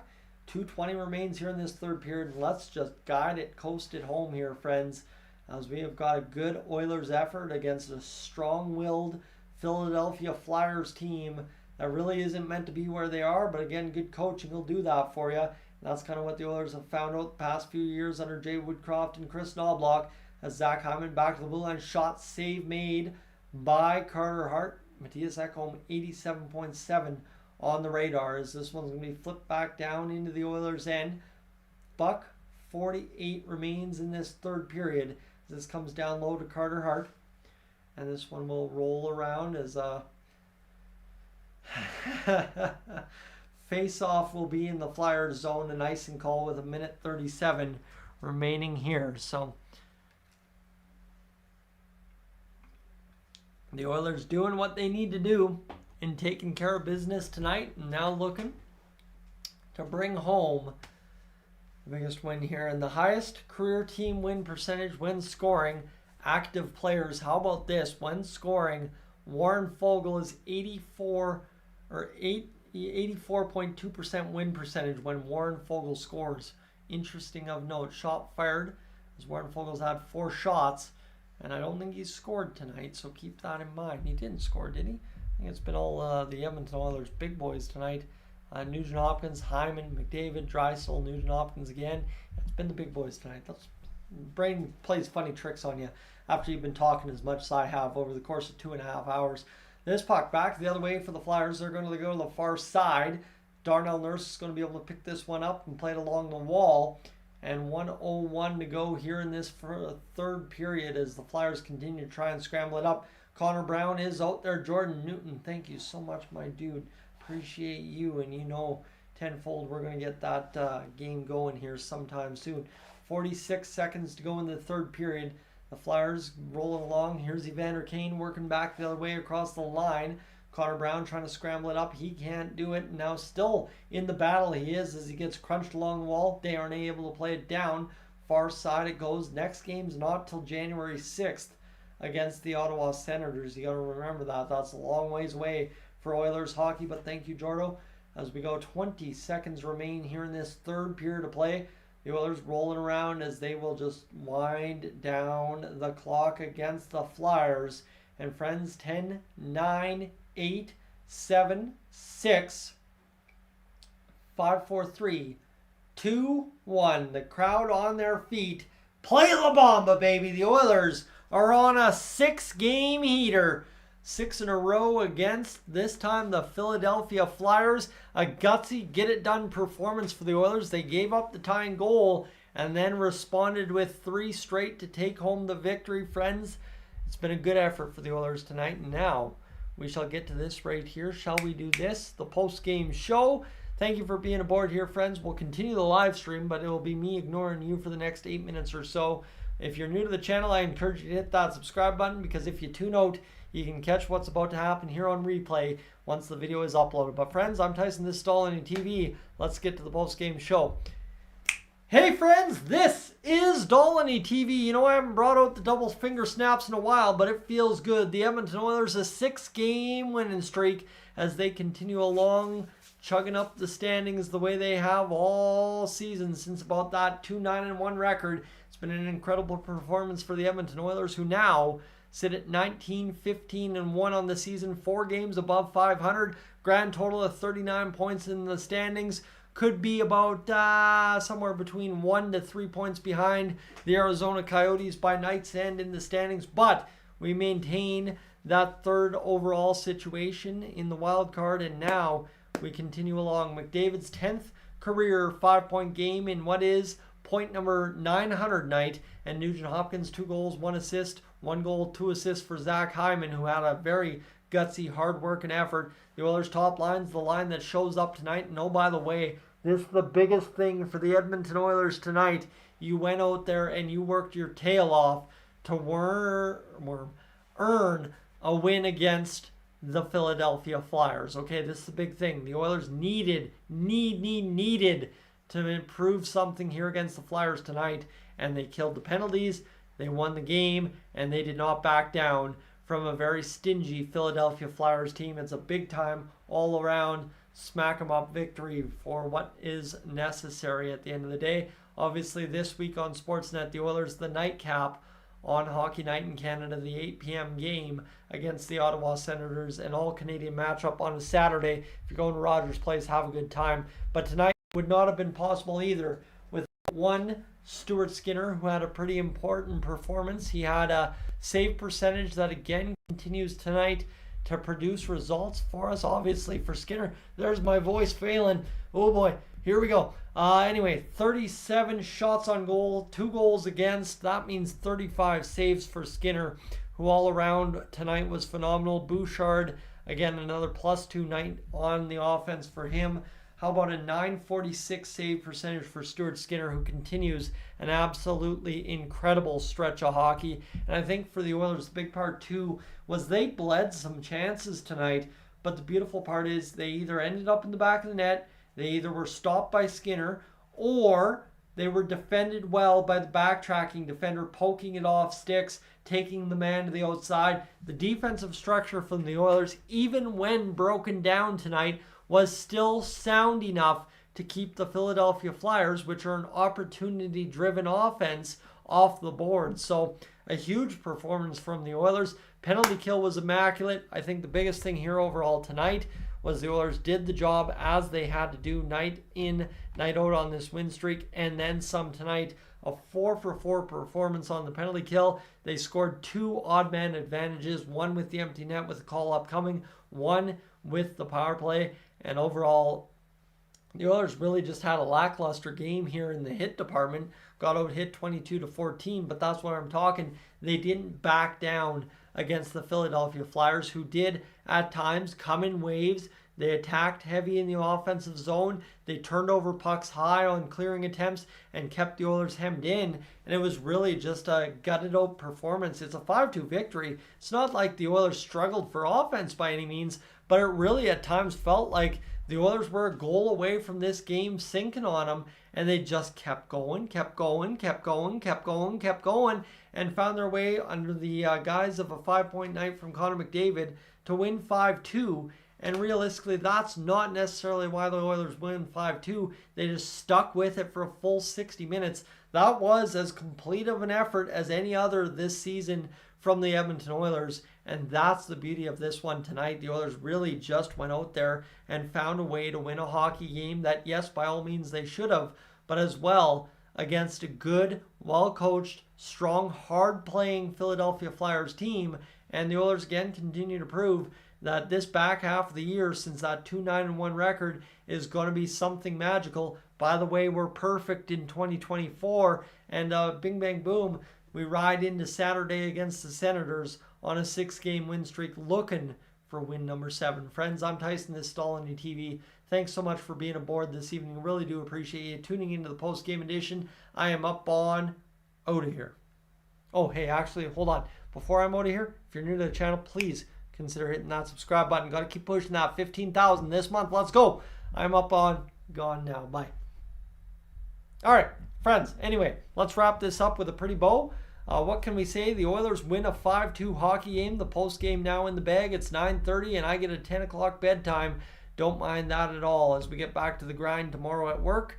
Thank you so much for hanging out with me this evening. Really do appreciate you being aboard here on the live stream. From all of you, it was a great hockey game tonight.